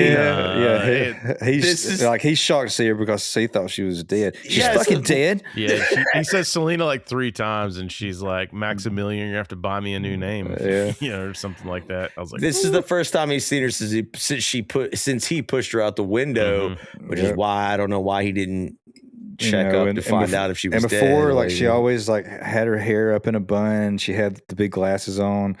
Now, like her hair is down, no glasses. she's got like a little gap. She's got a couple bandages on her hand and on her head. Yeah, and Max fucking quick goat thinking. He's Dude, like, he did. How about that? He's like, Did you injure yourself on that ski slope? Is that why you cut short your vacation? And she's like, yeah, not here, but Kansas. And I don't know what it is. Her delivery of this line, she's like, It's a blur. It's something the demeanor. about that. There's that demeanor change or whatever, where she just goes off into a different character. What I noticed last night is she does so much acting with her facial expressions. Yes. Like she changes on a dime. You're right. She does do that though. Like she absolutely puts on a show, and this is a really intense scene because she's actually like there's a tense moment, and just between her and obviously Shrek, like Max Shreck, but also like Bruce Wayne's like instantly enamored with her, dude. He can't get his words out. He's in her orbit. How could he not be? I sort of have a boner. Yeah. I mean, dude, she's. This is just, again, he's saying the wrong things. He's stumbling over his word. This cool, calm, collected Bruce Wayne that just served Shrek is just like. I love the. He's fumbling. Dude. You know, Max introduced him, and he's like, "Yeah, we've met." And she goes, "We have." And he's like, "Oh, you know what? I mistook me for someone else." Yeah, because he was Batman when he met her. Right, exactly. So it's a great line. Yeah, he's Shrek's, talking about, did you get hurt on the ski slope, whatever, and she's just like talking about having short-term amnesia, basically, and then she tells that story. And I remember the time I forgot to wear my underpants to school, and the name of the boy who noticed was Ricky Friedberg. He's dead now. and that's deadpan. Well, it's another change too. Like right, that's what I mean. She's speaking kind of, in the rose-colored glasses sense, talking about someone, and then he's dead now. It's that demeanor. It's that another character change, like you said, and it's that camera shot of her saying he's dead now, which we've used 1,000 times on the show. But then she's walking towards the camera as she says it in this like deadpan face of like, again, the facials. She's all lit up, smiley, reminiscent about this, and then funk, like.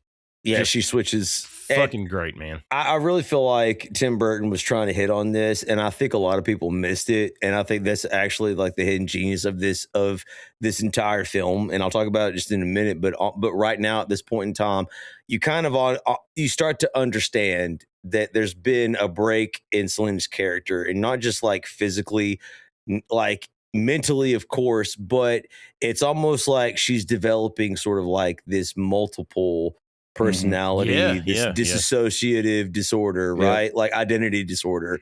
You're a really smart guy, you know that? DID, right?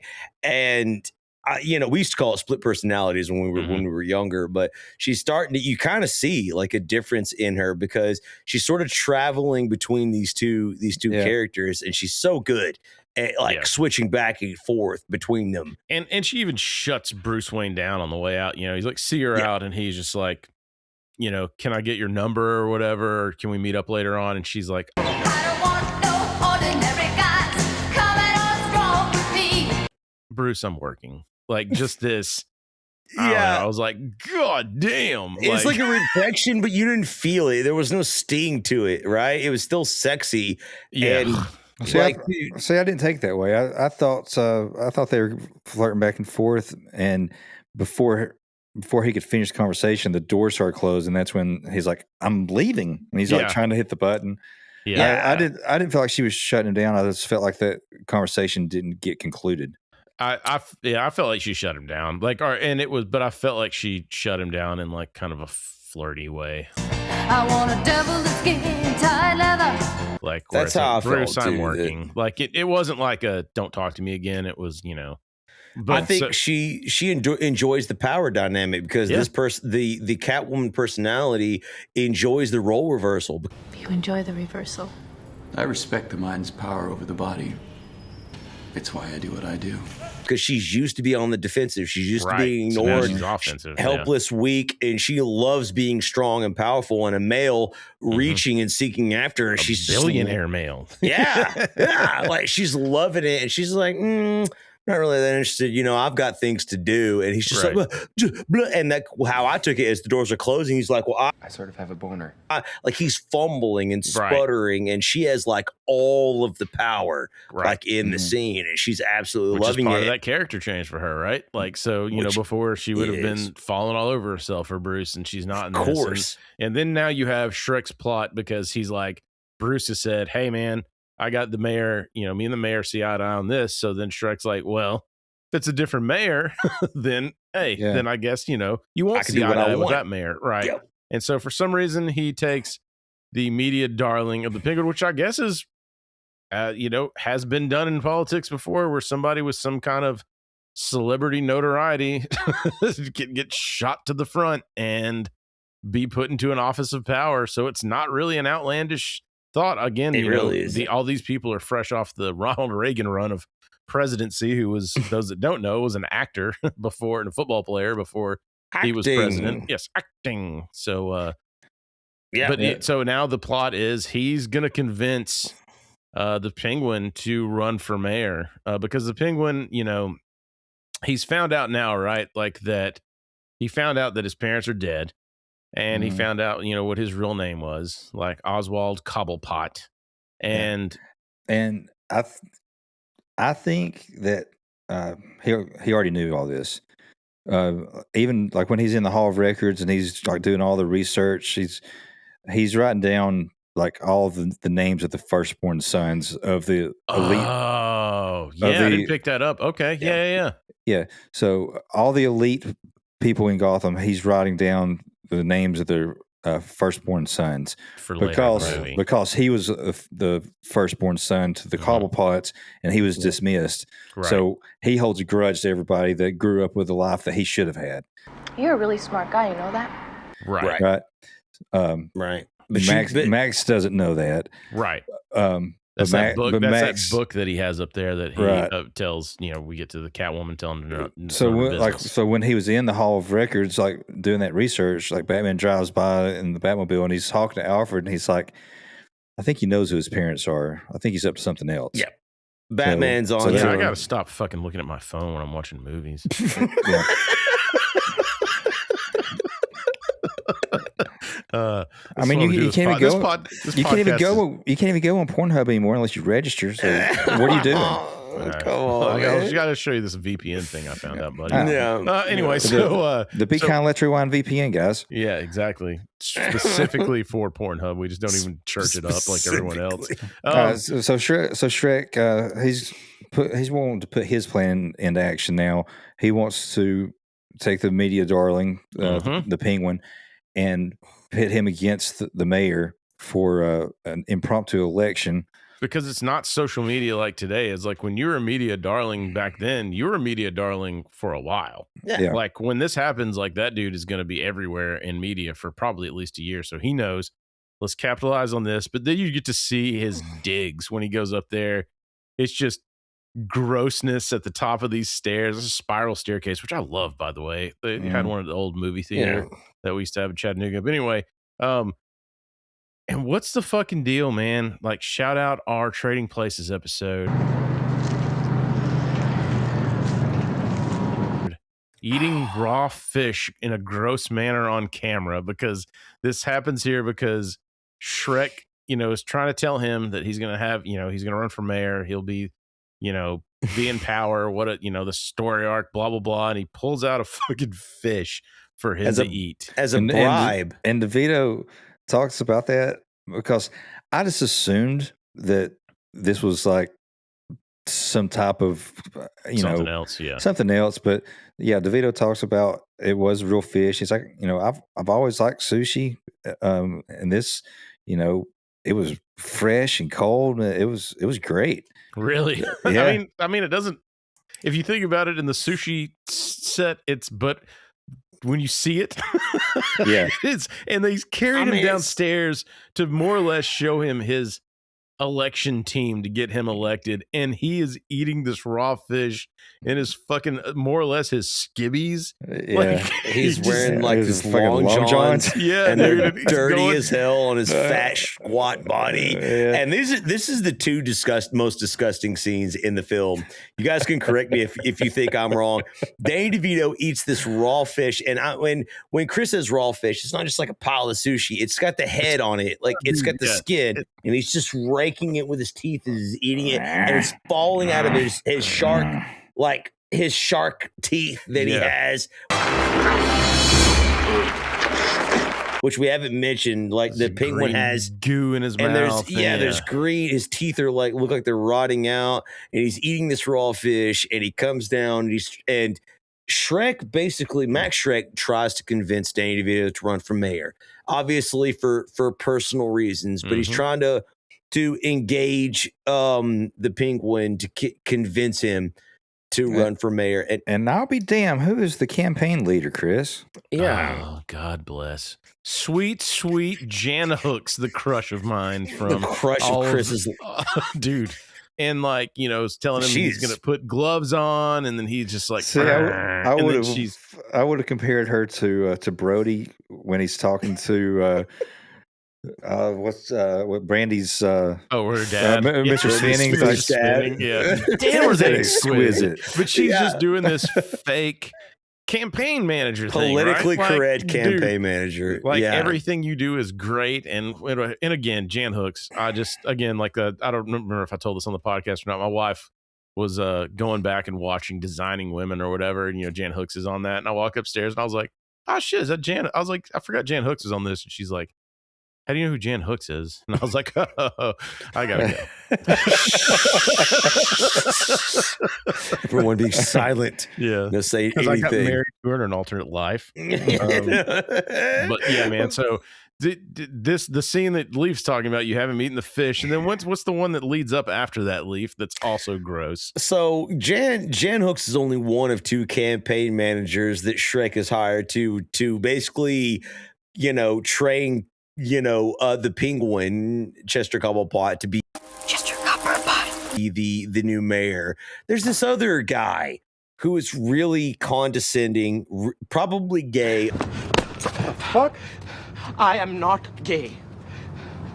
The hell, buddy? Buddy, I said I am not gay.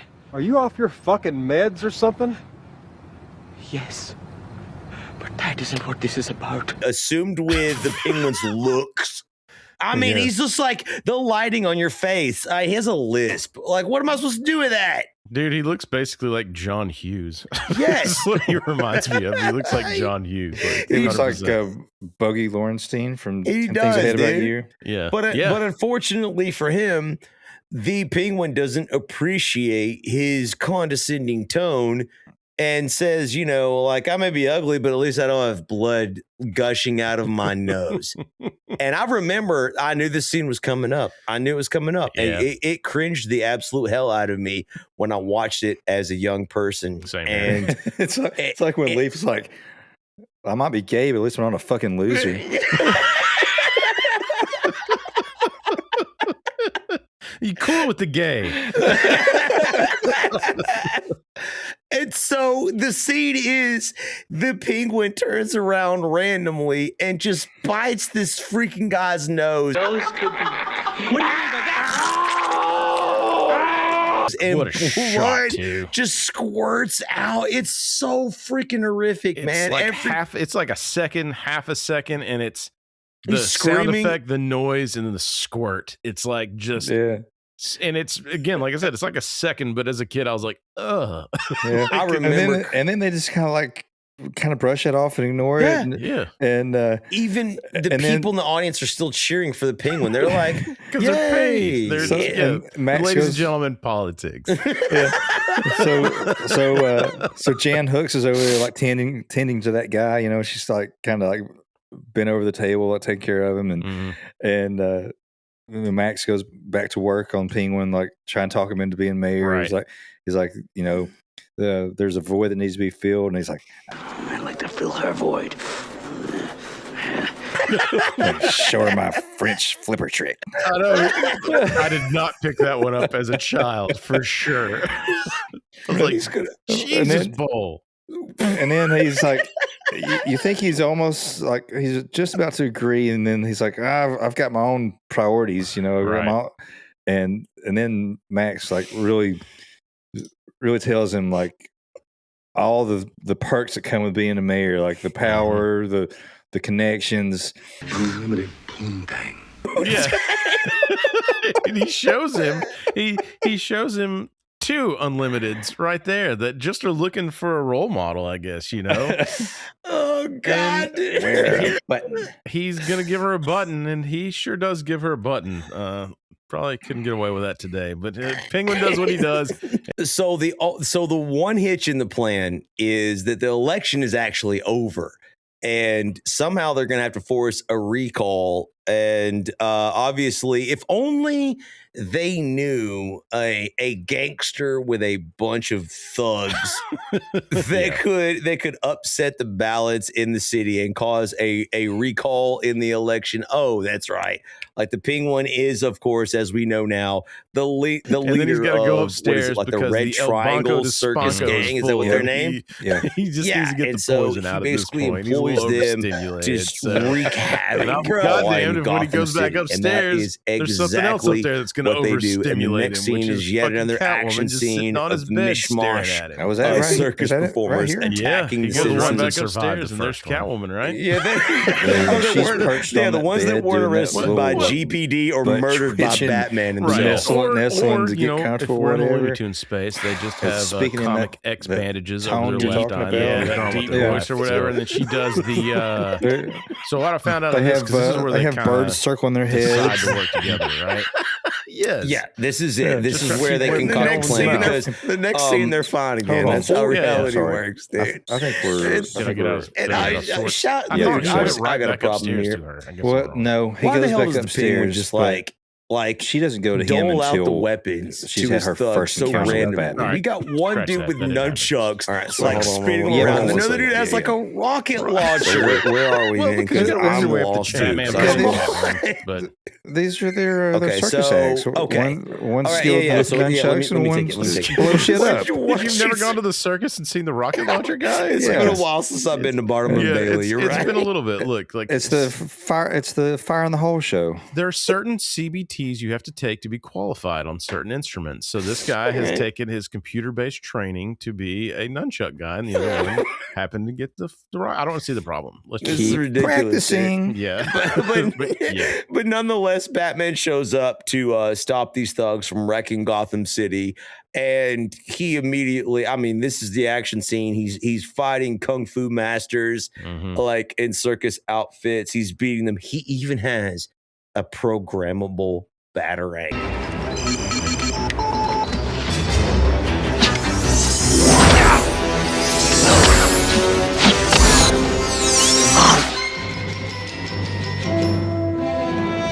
Which Dude, the it's dope bad as fuck. guys, Yep. dude, they wait for him to do the thing on it before Uh-huh. attacking him, before he I love throws that it. shot too. It's real video game esque where it like goes around almost like RoboCop, Terminator. Yeah, it's like a first the- person from the batarangs. And like so the pointing batarang it. goes around and knocks everybody out except for one person or one thing. And this nice little poodle dog jumps up and grabs it. It's like, hey, I'm gonna play Aw. fetch with this. If you guys ever played the Arkham games, there is actually levels like that where Oh, sweet. you have to throw a batarang like And then guide it. into a room where like around a corner or something, and you Yeah, have yeah. to guide it like that.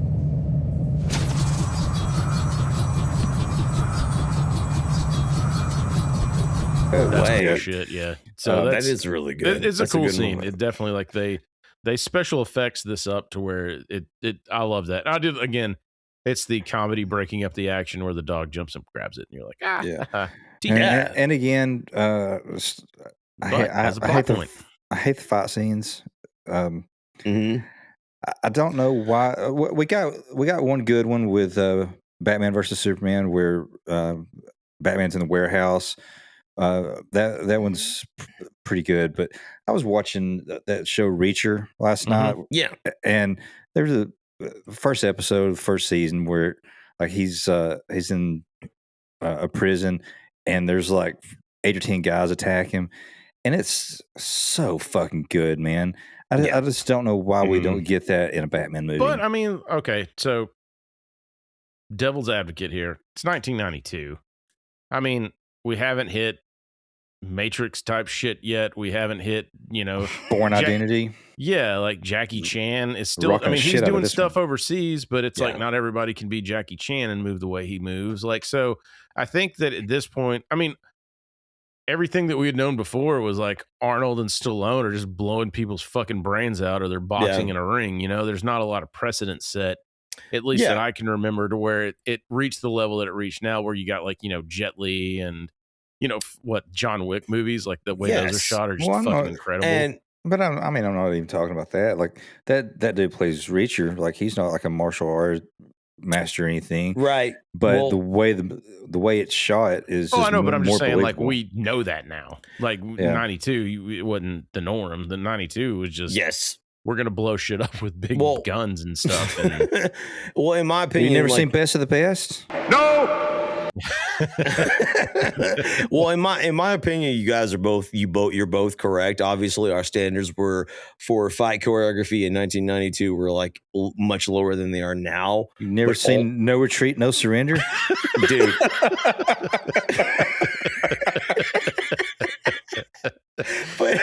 but also like Shabak's correct too. I just don't want to take anything away from some of the legitimate martial artists like in this film, and I'm about to talk about it in just a second, because like the Catwoman in this scene obviously engages in a bit of domestic terrorism while Batman is dealing with the common thug. She has her own goals, and what does she do? She basically tries to destroy one of the department stores or big stores owned by Max Shreck.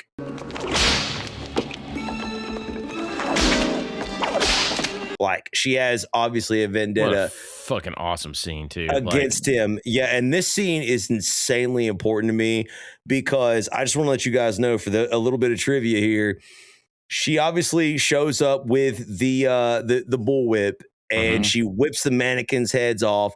She did that scene in a single take. Yeah, dude, she trained for a month or two, if not more, to learn that, and was just crazy. Like, it's crazy that she. I mean, Leaf. For those that don't know, Leaf like done martial arts for freaking years. I did martial arts with him a little bit too, and Leaf, I mean, I don't know if I'd say, I guess we could say you mastered the bullwhip. I thought you were pretty fucking good at it. I don't know what classification that was on it, but one of my specialties was the double bullwhip. And so I would say I'm more than proficient, right? And so Leaf has got the eye for this to call bullshit. Like when you see this, and everything she does in this movie is fucking legit. I remember before the movie came out, like I think it was on Entertainment Tonight, and they talked about that, like how she did all that on the first take, all in one take, and it's pretty damn impressive. It's 100% legit, and I noticed it when she does this weird like flourish, like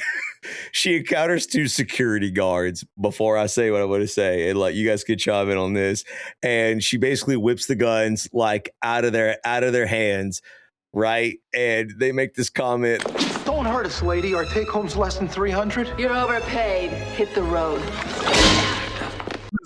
This was the most realistic scene in the movie where they're like, nope, this isn't worth it. Fuck it, I'm out. Yeah, they're like, don't hurt us. She runs them off with their bullwhip. But her training here was like legitimate. Over 3 months of training, according to my notes, she had by a guy named Anthony DeLongus, who is a martial arts master, more than proficient with a lot of edged weapons and, of course, the bullwhip. He is an accomplished actor himself. He was in Jet Li's Fearless. Oh, he was actually one of the fencer guys that faces off with Jet Li. Insanely good martial arts. He was in Star Trek Voyager, and he actually trained Harrison Ford with the bullwhip in Indiana Jones as well. Wow. So like and I'm pretty sure, if I'm not mistaken, like he praised a lot of her work on this, Michelle Pfeiffer's, and she got very, very good with badass the thing bullwhip, too man. is when she gets, everything you have to whip it around. It has to get momentum going and everything. That shit she does when she's done and she does the half whip where it like just slinks over her neck or whatever. That's exactly so fucking cool. It was so clean. I'm glad you mentioned that because I almost forgot. That's what sent me down the rabbit hole. When she did the little flourish and then wraps it around her, and I'm like, wait a minute, well, no. You don't just throw that out there like in the middle of nowhere. Someone showed you what the fuck's going on. I was like, who trained you? How long did you train? What do you learn? And that's what like sent me down this gigantic rabbit hole. And I spent like 30 minutes going and seeing who this guy was, the stuff that he's been in. He was in the Highlander television series, the dude that trained her. And how cute was it too? Like after she whips the heads off the mannequins, she uses it as a jump rope and like does the exactly running out of the room, jump roping. Yeah, that's the thing that blew my mind about that scene, because like not only is she like whipping like the mannequin heads off in the scene before the two security guards, but like she's like acting at the same time. She's this malicious, evil look on her face, and I'm like, my wife was like, in costume. I was like, can you do that? And I was like, probably not in one take. And I said, it definitely not while I'm acting like a maniac, like she's doing. Like, it is so impressive, man. And just side note, bullets fucking hurt. Leafs caught me a few times with those, and they used to do martial arts demos, and they fucking suck. So everybody that gets hit by them and falls down, they shout out to Pitchell Stunman that took some shots from Michelle Pfeiffer. In any case, if that did happen, because ouch. So then after the bullwhip situation, you've got Batman and the Penguin. They're kind of facing off outside of the store, right? And this is when some you really have good lines. You do have the Catwoman backflip scene, which I love. Is this backflip, and I like that. It's the shit that Mike Myers used to always do when they would do a dance scene or whatever, and they're going, like, and she's doing because you'd be out of breath or whatever, and she's just like, meow.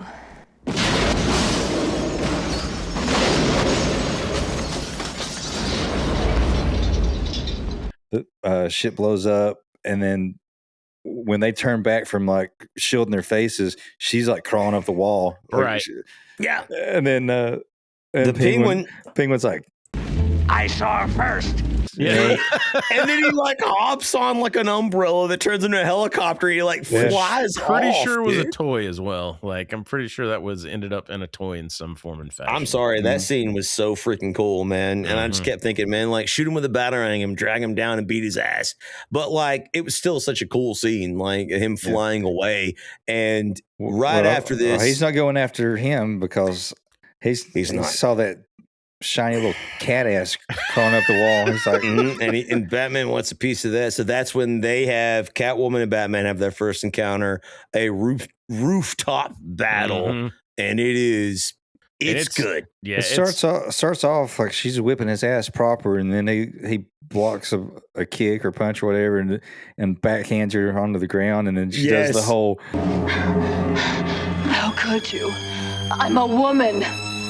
He's like, oh, I'm sorry. And then she starts whipping his ass again. She starts beating him again. She throws like 6 or 7 like blows against him. He blocks a few beating of them. him loud, dude. You have this like sexual energy between them, and like, man, well, they're both dressed like dominatrix, so I know. I know, like, dude. Especially her. Poof. And so they have this nice back and forth. Yeah. Got our son-in-law upstairs. You have the back and forth, and she's like touching him, and then she stabs him with one of her claws, They kind of fall off or whatever. She catches him when he's falling off the roof. And then he's got some fucking caustic chemical packet in his back pocket for wear your protective personal equipment, kids.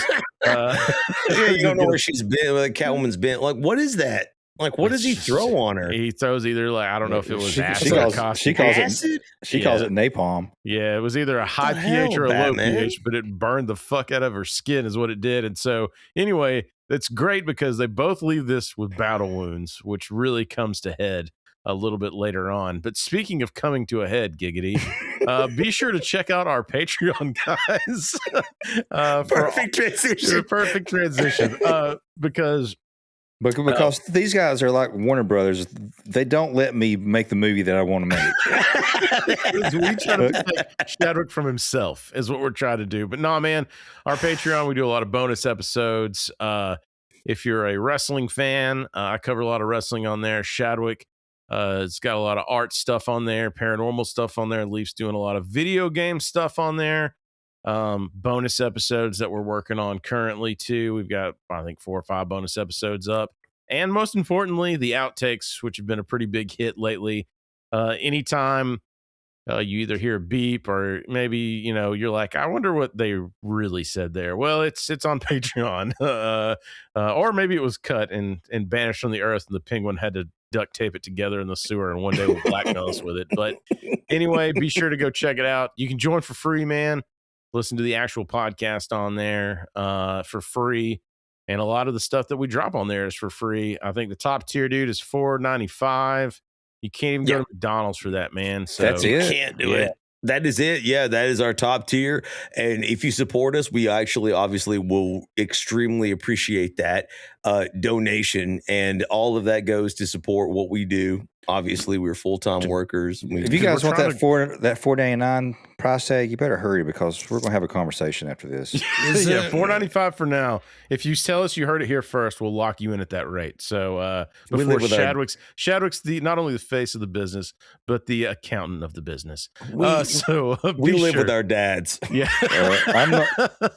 I'm not so good at math, coach. I'm not so good at math, coach. So anyway, man, for real, go check out our Patreon. Just go to Patreon, be kind. Let's rewind. Sign up, man, and be sure to hit us up on the socials, dude. So let's get back into it. So after all of the debauchery and sin, Penguin's popularity is starting to grow a little bit, man. He's climbing, dude. Like, the citizens of Gotham are loving him. They're loving his attitude, like his backstory. He's leaning into it now. Like, he's starting to learn to speak a little bit in public. He's starting to get it down. And despite the fact that he's a freak, like, everybody loves an underdog. And it's this point in the film that I'm like, dude, I understand that. Like, I get a lot of people are like, I'm not so good with math, coach. I'm not so attractive. Well, I mean, what I learned from this, the overarching arc is every kid needs a father.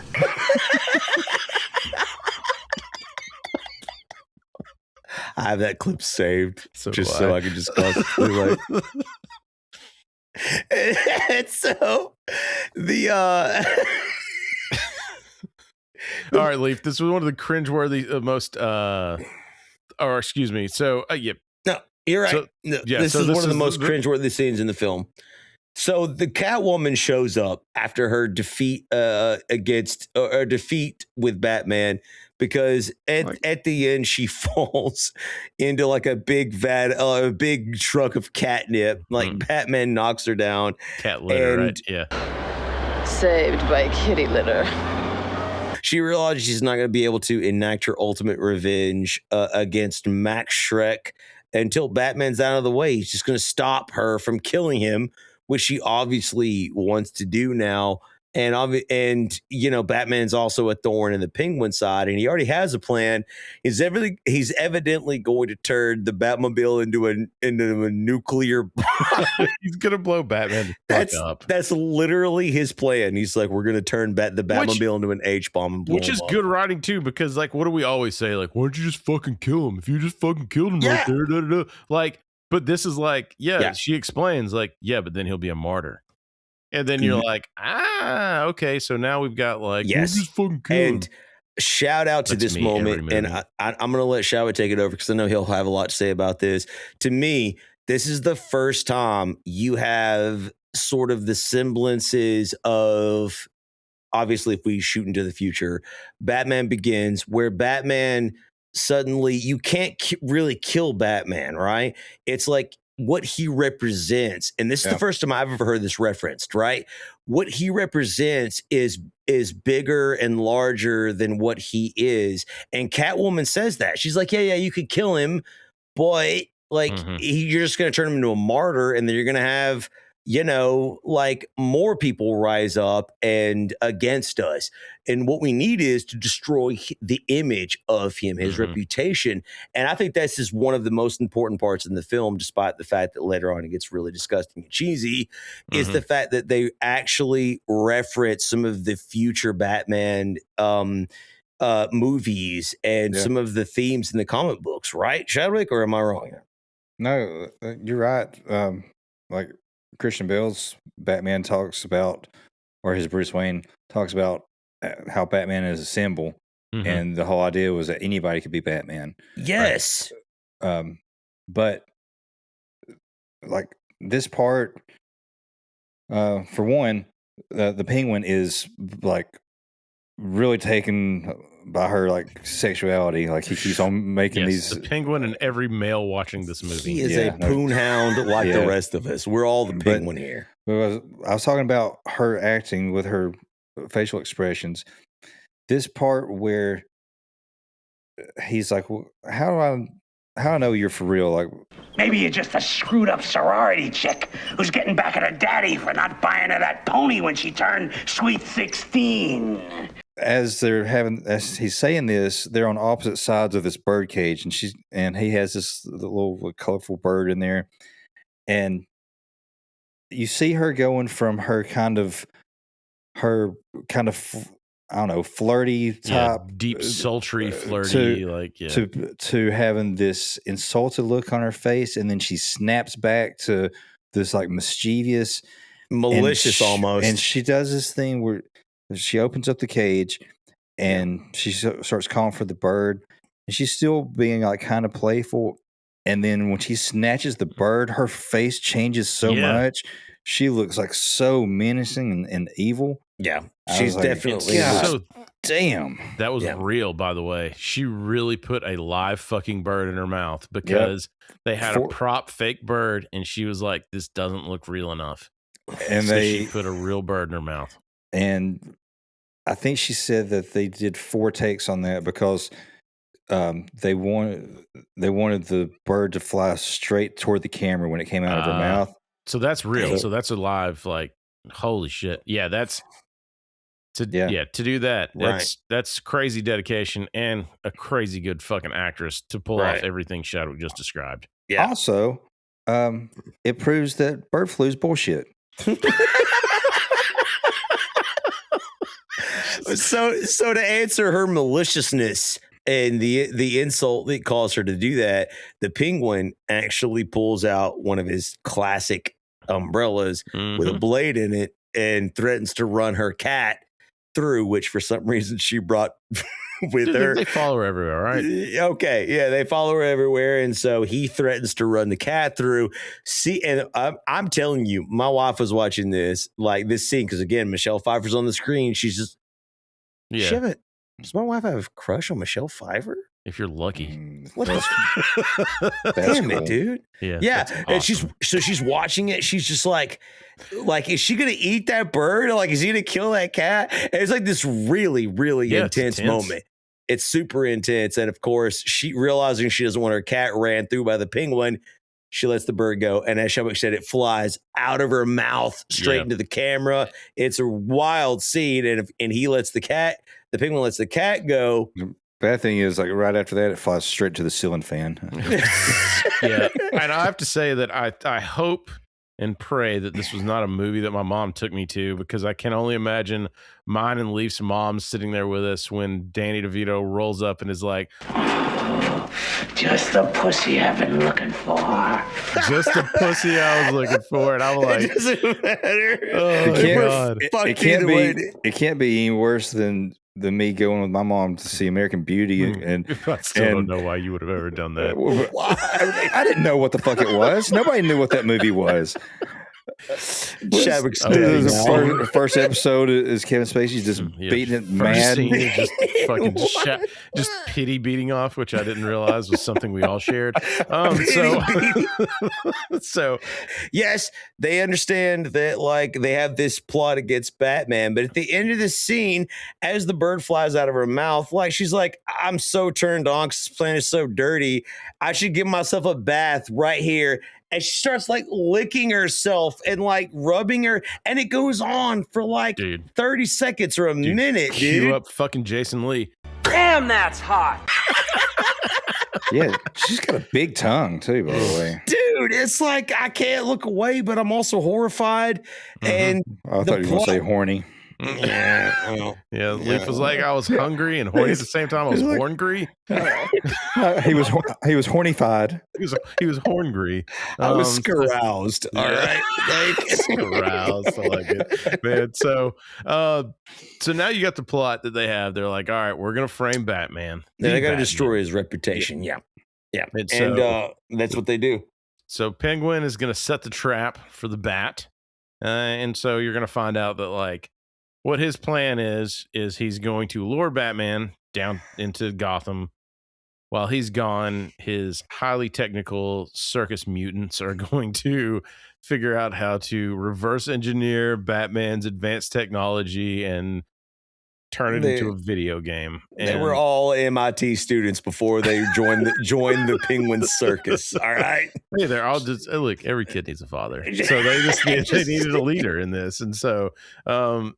So Batman, goes and he's saving the city, but the entire time this is happening, they're starting to wire his car. And you don't really, to me, I'm like, okay, so is Penguin going to double cross her and just turn this into a fucking bomb on top of everything? Or is it like, what's happening? Yeah. And you see them rewiring. You don't know what they're doing because you're right. And during this scene, like Penguin captures the Ice Princess, the debutante, beautiful blonde-headed woman who was in the beginning where she pushed the button to light the tree originally. Like, I like it shows her like in the like makeup room or whatever. She's like, Tree lights up, and then I push the button. Oh, no, wait. I press the button, and then the tree lights up. The regular mayor is like, thank God for that ass. you can eat that ass after I leave. Yeah. The Penguin like knocks her out and kidnaps her, But and he knocks leaves her out with the batarang thing that he found. Yeah, The dog got. The dog, like you said, the dog snatched it like in the fight, so he uses that to like frame the Batman to make it look like obviously Batman took her, and so Batman goes to save her in this scene, and before Batman goes, like all this is going on while Selina is at Wayne Manor. They're having a little date. This is the great part too. So all this chaos is going on that he's not aware of, and when they're at Wayne Manor, I love this plot point of there's this back and forth, and then her guard gets put down, and then she's like seemingly back to kind of goofy, innocent. She's into Bruce Wayne, like this. Yeah, this could be good. And then she's just drifting, like as Chadwick said earlier in the episode. She's going between like these like 3 and 4 characters right in front of your face. I like where he mentions Vicky, and she goes, Vicky? Ice skater or stewardess? when we watched it last night, I was like, says the secretary? Yeah. Yeah, exactly, dude. That's a really important part to me too, because in my opinion, obviously you see she has multiple personalities. Like she when Batman was asking her out, she's sitting in front of a department store window at one point in time, and she's like talking to herself like Gollum in Lord of the Rings, dude. And she's just like, why are you doing this? And her person, like she turns around and she doesn't look like the same person, right? And so she's struggling with herself. And I wonder, like, I've never thought about this. Like, I wonder if Batman himself has like multiple personalities. That's why I think that's what they got across in this scene. In this movie is like, it could have worked, is what you think. Like, you guys have so much in common. Like, you're so nasty. Like, let's make this work. Oh, and shit. so they're having this back and forth in Wayne Manor. Yeah. And they start making out. Like she gets that aggressive look on her face, and she leans in to kiss him. And as they're kind of groping, they both grope the fucking wounds that they each inflicted on each other. I love that shit. That's so fucking good. That's such good writing. And they're trying to hide it from each other. And so they both stop. They're like, oh, we got to stop. And then, Bruce sees like, oh, the shit's going on downtown. Like, and he forgot about the ball or whatever the fuck it was. And he's just like, oh shit. And so he's got to go because he knows stuff's going down. Yeah. She's got to go because she knows, hey, me and Penguin's plan's going down. And so like that scene, and then the one when she's talking to Alfred and she's leaving. Could you just make up a sonnet or something, a dirty limerick? One has just sprung to mind. Thanks. I don't know, man. Michelle Pfeiffer again. We're going to say it 1,000 times and everybody needs to agree with us or get the fuck out. Yeah, no, you're right. Like that scene is like really, really important. Yeah. And If you don't agree with us, what we're saying right now, go listen to one of our other episodes. Yeah, maybe you'll agree with that one. And then if you don't agree with that one, just keep going. So, and this is what I was talking about earlier. This is when, the whole plot with the car situation happens. Let's just go back after Batman goes, the tree lighting happens. He's fought Catwoman again. And I don't like how they added like humorous lines for him. One of the things that Keaton wanted to do was not have very many lines for Batman, but I don't know. They turned up the humor a little bit. Batman did not have that much screen time for a Batman movie, right? But like he finds the princess like tied up and he's like, hey, it was set up to look like I did this, and she's like, well, don't worry, I'll just tell him it was some bird guy that smelled like fish, and then Catwoman comes in and is like, did you say fish? I haven't been fed all day. And then he like throws her on the ground, is like, eat floor. High fiber. I'm like, come on. Yeah, that's not my Batman. There's some goofy shit there. Yeah, so absolutely. So what happens is that Batman does find where the Ice Queen is being held, or the Ice Princess is being held. He goes to rescue her, but in the fighting, in the melee with Catwoman and the Penguin, the Ice Princess ends up on a ledge, and the Penguin throws one of his patented umbrellas. Long dart! And a bat's come out of it, and she panics and freaks out, and she falls to her death, ironically landing on the box to like light the tree. And then the tree lit up. And the tree lit up. She got it right. Why? Yeah. She did it. She served her purpose in the end. But as she's falling, like the bats are swarming all around her. It's a good shot. And then when the tree lights up, I guess cages of bats were in the tree, so all of these bats fly out. Spotlight goes up and it's right on Batman. So of course, someone, someone's like, Batman pushed the Ice Princess. Yeah, so he's been framed. He glides down to the car. Yeah, he has a very quick battle with Selina, and this is important because they sort of have a back and forth real quick before he glides away, right? Like Chadwick, like she says it is important.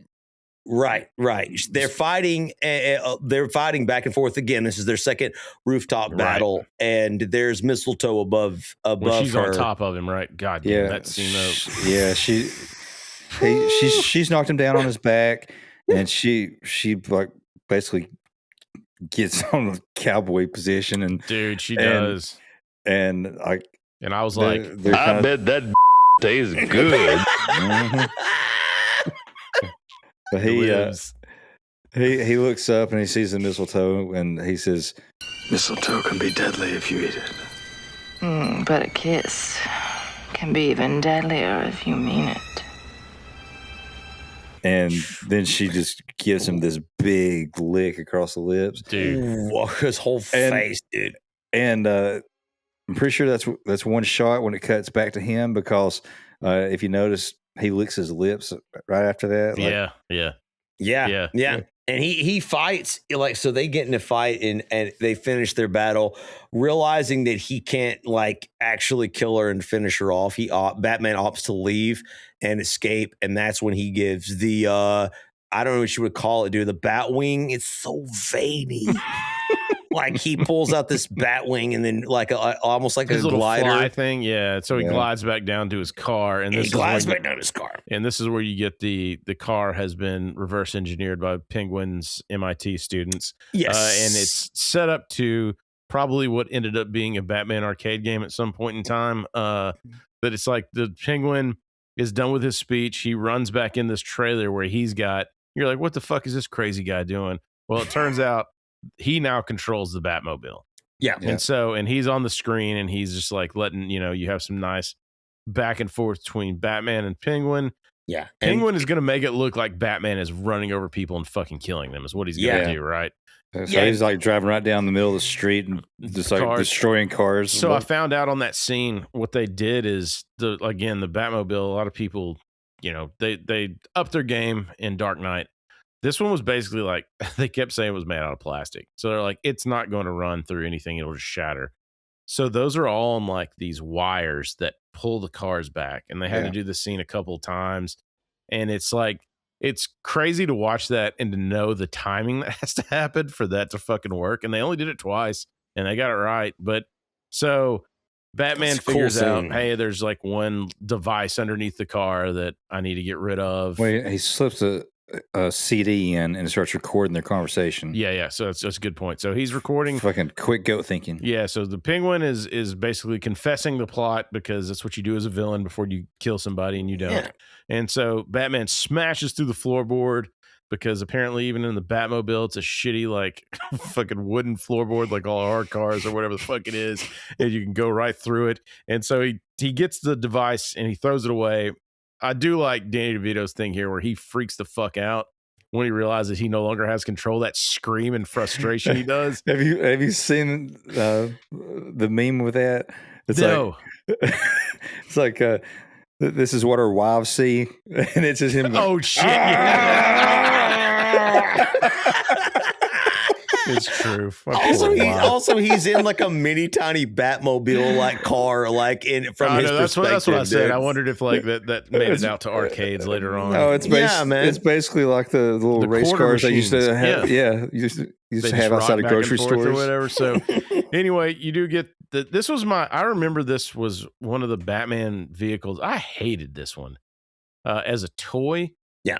The one where he like finally gets control back. He's going to go between this slender thing in an alley and then like everything ejects off of it. And it's this slender dick mobile. Yeah. Like Ace and Gary from the Ambiguously Gay Duo. The Ambiguously Gay Duo. They are taking on evil, come what may. They are fighting all crime to save the day. The Penguin now is in full-on mayoral campaign He's mode. at the height of his popularity. It's clear he's going to win in a recall election, which is destined to happen with all the chaos that is ensuing. Dirty Work stole a page out of this, but it was instead of note to self.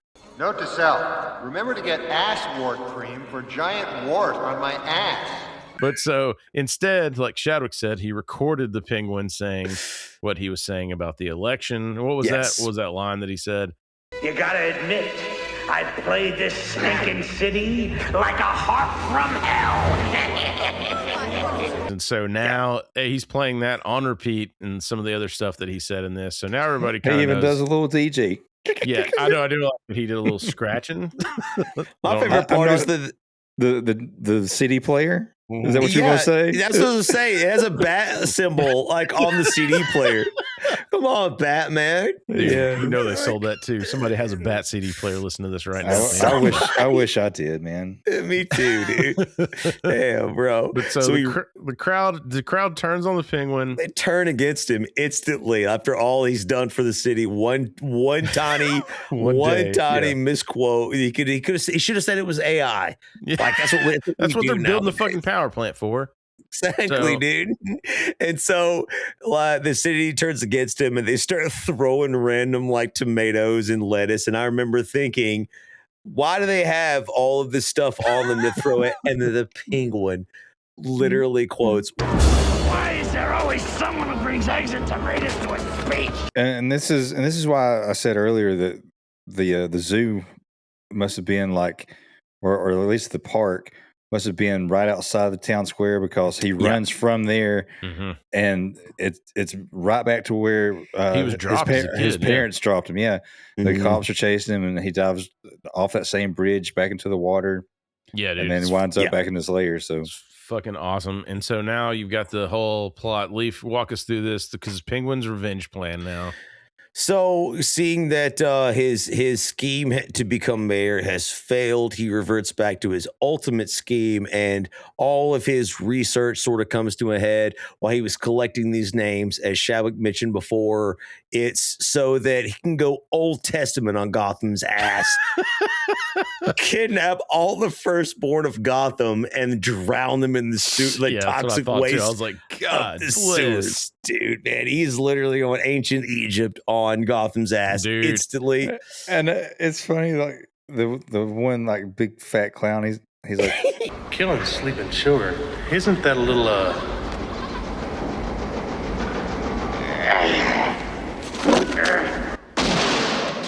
No, it's a lot. And just like kicks a dude into the water. Dude, his dead body rolls down the ramp. Penguin's got a future in stand-up comedy. He does, dude. Get that umbrella on stage. He does. Well, I mean, you know the most important thing about comedy? Timing. Thank you. So now we go forward. That we'll start to again wind this one down. We got a few more scenes, but we go to Shrek's ball, which is Max a Shreck's very ball. Important scene, because the only reason Bruce Wayne wants to be there is because Selina Kyle is going to be there, and I'll be goddamned if I didn't notice what Leaf has here in his notes.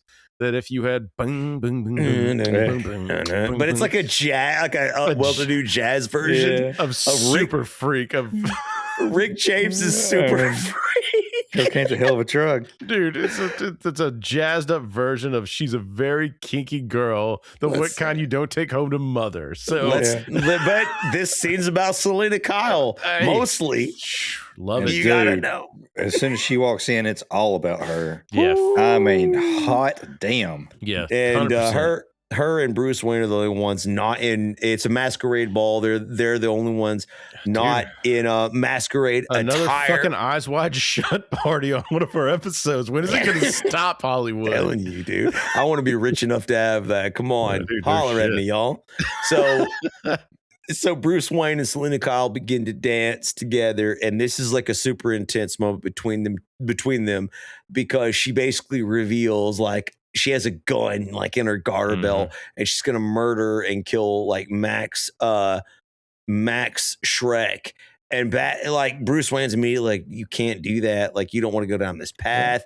He's trying to convince her. Yeah, it's like, people have problems with their balls, but who the hell do you think you are? Yeah. And then she breaks down again. Like she does the whole switcheroo with her personality. Yeah. She like starts crying, and it's so creepy because she's crying, but she's like laughing and smiling. Right. And her eyes are like and he's cleaning the tears out of her eyes and shit. And then that's when she looks up. I think she looks up and she drops the mistletoe line. You know, mistletoe can be deadly if you eat it. My kiss can be even deadlier. But she says what Batman says, right? Yeah. And then they say the same thing, and then they both fucking realize. And I love think that. that might be the best reveal, like the best secret identity reveal in a movie. Yeah. Dude, I'm with you. Like that one when they both. It's the shock on both their face, the cameras swapping back and forth, and the whole thing where she's like, "Does this mean we have to start fighting?" Yeah. Where they're like, "Fuck."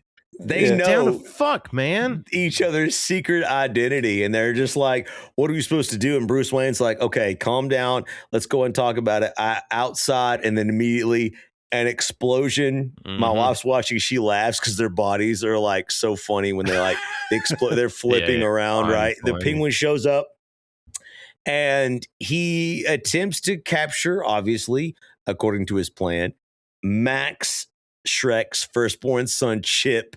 The worst Christopher Walken impressionist of all time. You're coming with me, you great white dope. Dad, go save yourself. Yes. Don't Next worry to about me. I won't be here. Maybe Kansas. Next to Sean, this guy's the worst Christopher Walken Shout out impressionist of all time. Have some champagne. Yeah, Yes. some champagne. Where are you going?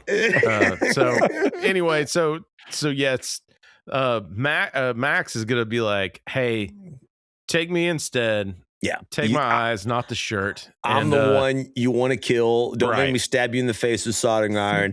Your tone is all wrong. It's all wrong. And so he takes. Think about it. I'm the one you want. Yeah, and so he takes. And so the penguin's like, and so that translates to he's taking him down to the sewer with him. Yeah, and so you're like, okay, so now we have Max Shreck down in the sewer. Mm-hmm. Have Batman and Catwoman know who the fuck each other are now. We do. and shit getting a spicy. We're at the coup de grace. Unfortunately for the Penguin, Batman, hearing his plan as he explained it at the party, Bruce Wayne obviously heard it. Batman rushes out, saves all the children that were to be executed by the Penguin, and a Penguin, upon realizing this in a gigantic rage, concocts his final plan to like, hey, you know those fucking backpacks of rockets and shit we had for the Penguins for the backup plan. It's time to go to plan B. It's time because he had all this, and somewhere Tim Burton snorts a huge rail.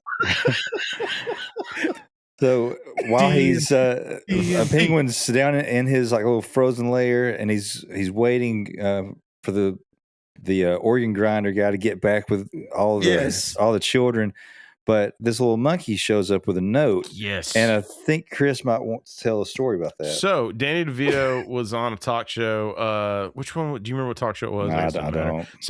So what happened is they were like, we got this trained monkey. He'll come down.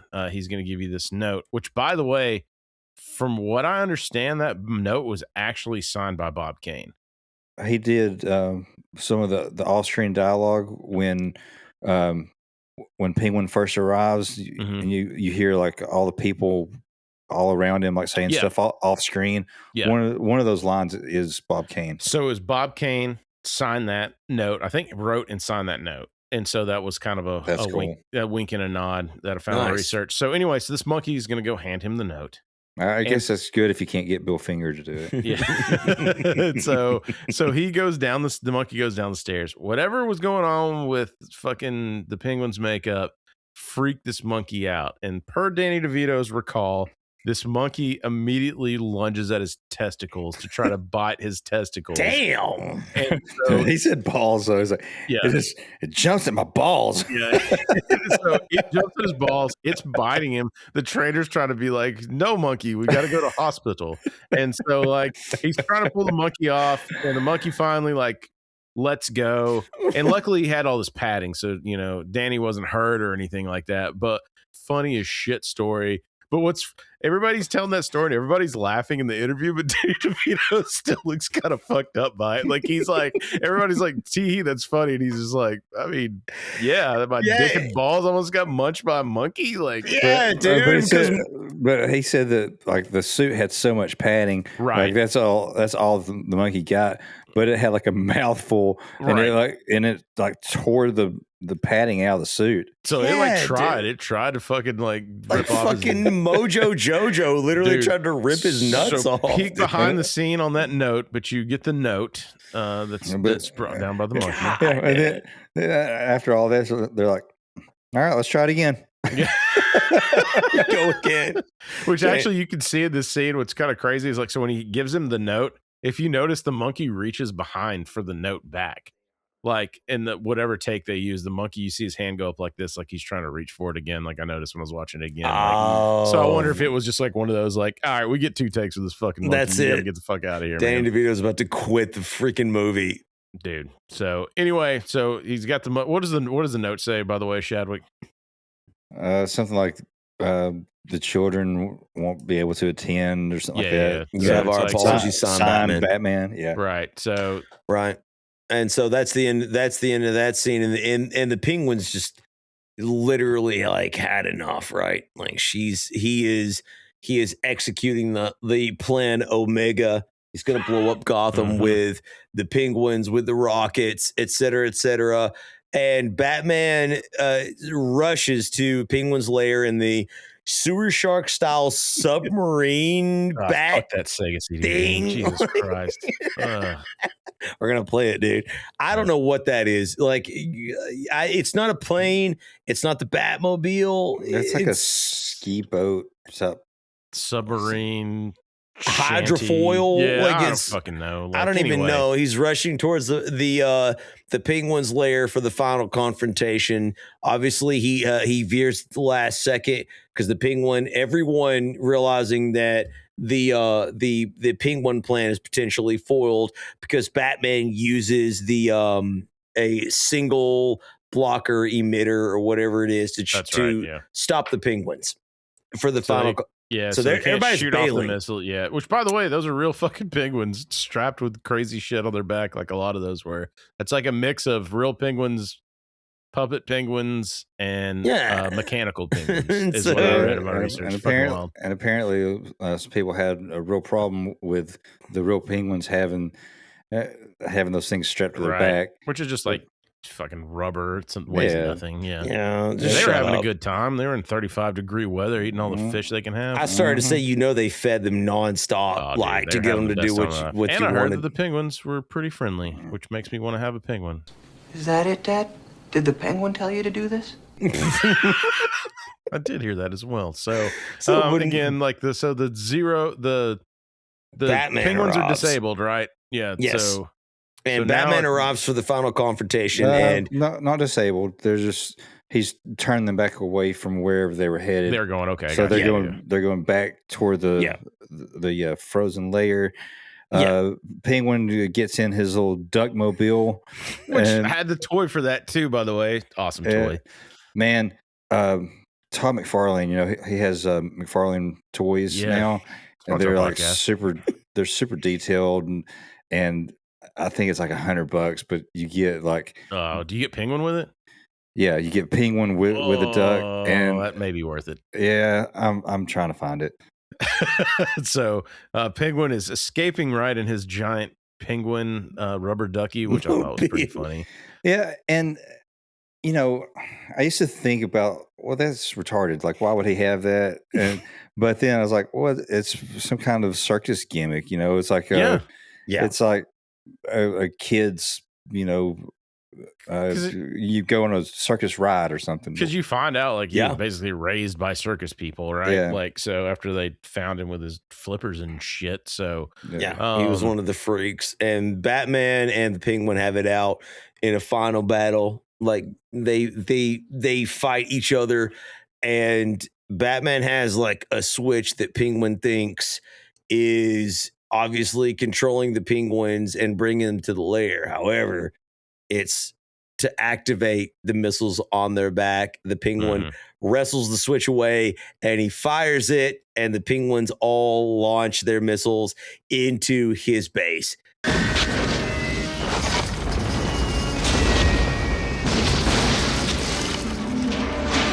Obviously wrecking it, destroying it, and in the explosions, Penguin falls into the lower level of the base, into the water, for his fate currently to be unknown. And let's not forget, obviously, that Max Shreck is still locked in a cage. In the lair. And one of the undestroyed portions of the Penguin's lair, he finally convinces the monkey, who I didn't know, thank you, Chris, tried to rip off Danny DeVito's balls.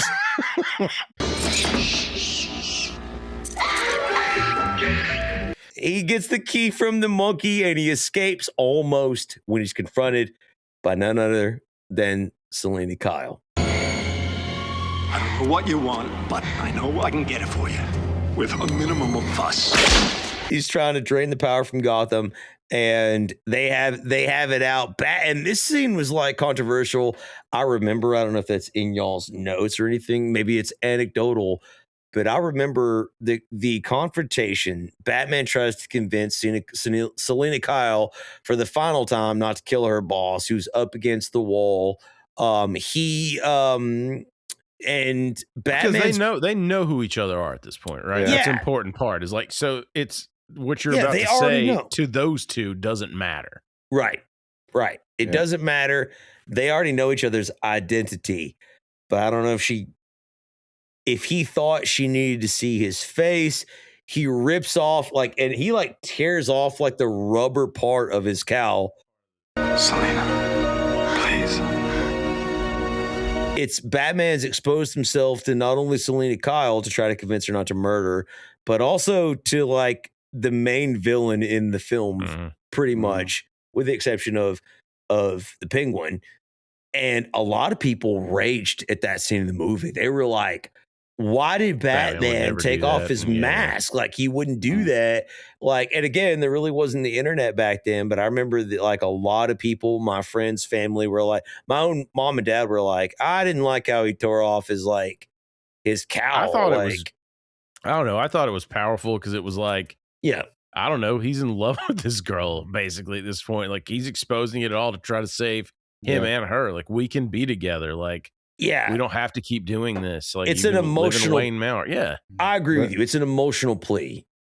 But he calls her by name. He calls her Selina, and the Max is like, Selina Kyle. Yeah, and she takes off the mask, and he's like, "You're fired." So yes, so classic boss. In this emotional plea to her, he basically exposes both of their identities to one of the most dangerous criminals, and it's and we know Batman, despite the fact that he's murdered multiple people, well, it's Looney Tunes rules. Let's just be honest. Yeah, he doesn't want to kill. So it's you're literally giving away all of the you're giving up the ghost here. You're telling one of the most dangerous people your secret identity, my secret identity. You're giving everything away for what reason? We already know each other's identities. So it's kind of in that moment, it's man, this is a real emotional moment for Batman. And really emotional. Max is like, And Bruce Wayne, why are you dressed up like Batman? Because he is Batman, you moron. That's because he is Batman, dipshit. Yes. And he's dumb fuck. And he's like, was Batman, and shoots him. It shoots him because he has a gun that he took from one of the Penguin's dead minions. And then we find out Selina Kyle, despite her entire... It's like Dumb and Dumber's like, what if he shot you in the face? Exactly, yeah. Yeah.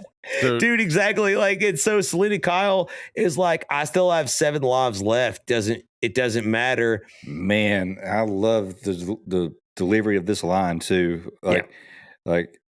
He shoots her twice, and 4, 5.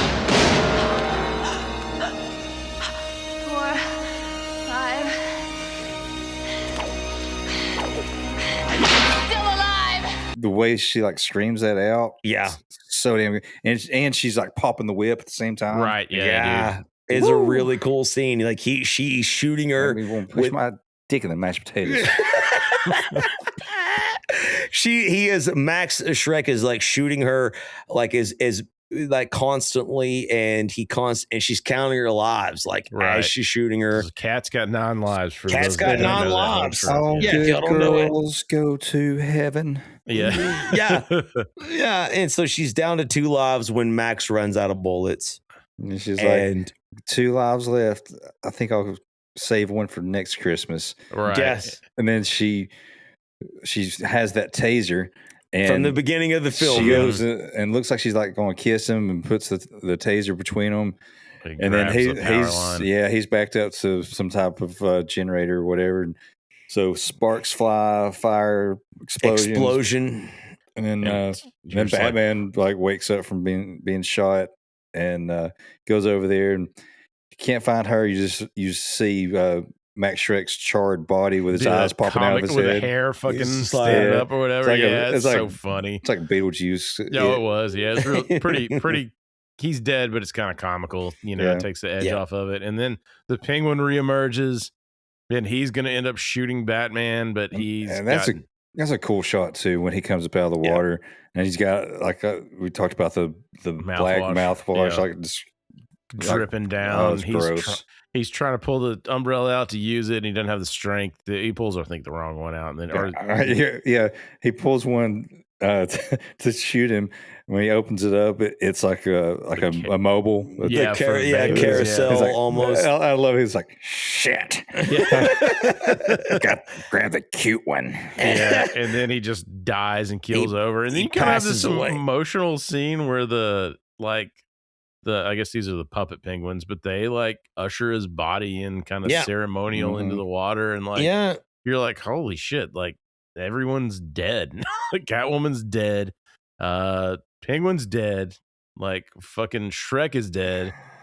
But Batman's identity's safe now because got rid of all the witnesses. Everybody who knew it is completely dead. And so after this aftermath of this, you're just like, okay, it's kind of Bruce Wayne soaking everything in. And I found out they put this in post, and I don't remember how much they had to pay to reshoot this, but the studio was like, after seeing Michelle Pfeiffer's performance, we're like, you cannot fucking kill her off. Like, we have to. $250,000. Wow. It cost, and it was one shot, and it wasn't even Michelle Pfeiffer. Oh, I'm sure. They shot it on a weekend. They had to like bring one of the cat suits back out of storage because they had already like wrapped. Yeah. And they filmed the one. It's like a shadow, scene. Right? I mean, it's her or it's someone in the suit, and $250,000, and it doesn't even fucking match up. Like it's the worst green screen you've ever seen. Yeah, it's really weird. And basically, it leaves Bruce sees it, tells Alfred to stop the car. He goes out because he thinks he saw Catwoman. So you're like, she's still got one life left. Giggity. Yeah. And so I can bang it out of her. Yeah. And so he's like, I guess choking's out of the question now. But anyway, so he goes and he's like, stabbing's still in play though. But I guess, like you said, $250,000 to shoot this because they didn't want just Batman at the end of this, like, because she did such a great job. But I'm like, I don't know, man. Like, when you're filming this, maybe fucking figure something out. Like, well, they had already left it open. Like I thought with the 8 lives, right? Like, you don't see her body. Correct. Yes. Among the wreckage. Batman searches for her. He doesn't find her in the wreckage, and so some time passes, and you see him in the alley. And like Shabbat and Chris said, there's this weird scene where you think he sees her, and Batman goes to the alley and he finds her cat. Right. It's like, you don't need the shadow. Like, you could have just, you know what I mean? He could have just gone to where he had met her in one of the other times before and found the cat, because you're right. Like, the scene is already like, oh, well, she still has one life left. You didn't find her body. It's implied she's alive. And that's when you see the bat signal like in the sky again, right? And then and that's how is that the shot you're talking about, Shadwick? Like where the person in the suit or whatever. You see the bat signal, and they also wanted to mirror the end of Batman 89 where you see him standing there in front of the signal. But this is like 89 was done just a lot better on that end of it. But but you see the signal, and then like her head like pops up in the frame. Yeah. And like I said, it just doesn't match up well. I'm with you. I think you could have left it open ended like you did and brought her back without any questions asked, man. But and that I don't know if you said it or not, but that was the studio that wanted that. Yeah, it was. Yeah. Burton didn't even want that. Right. So if you haven't seen this one in a long time, I know we went long today, but if you haven't seen it, this movie is worth it. I don't know. I hadn't watched this movie in a while, dude. And this was so much fun to go revisit. There's just so much stuff in there. There's so much to it. Good film work, good writing. There's a lot of lore that goes with it. And again, standout star, Michelle Pfeiffer, man. Meow. Dude, telling you. It's a lot of controversy too, go and watch it. And again, you're going to see things you love and you hate. And it's a good watch though, nonetheless. So don't forget, subscribe, like, all of those things. Hit us with that 5-star. But guys, from the movie Batman Returns, what is your favorite line? And I will go first. Mistletoe can be deadly if you eat it. But a kiss can be even deadlier if you mean it. Sorry, Chadwick. Leaf, what do you got, man?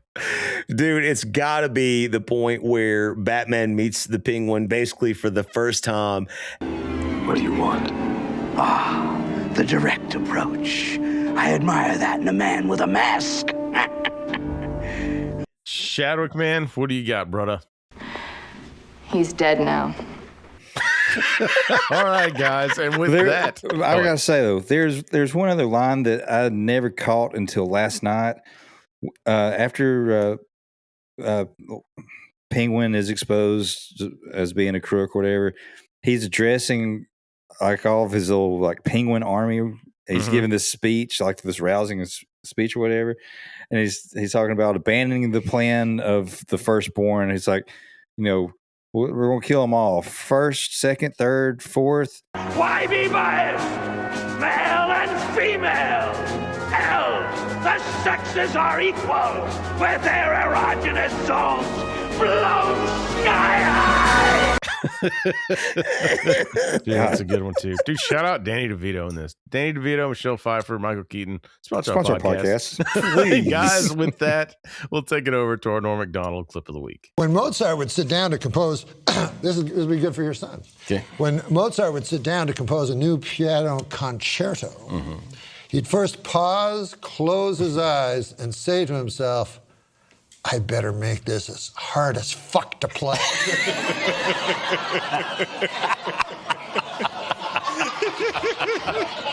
Oh, I thought that wouldn't work that well. Okay.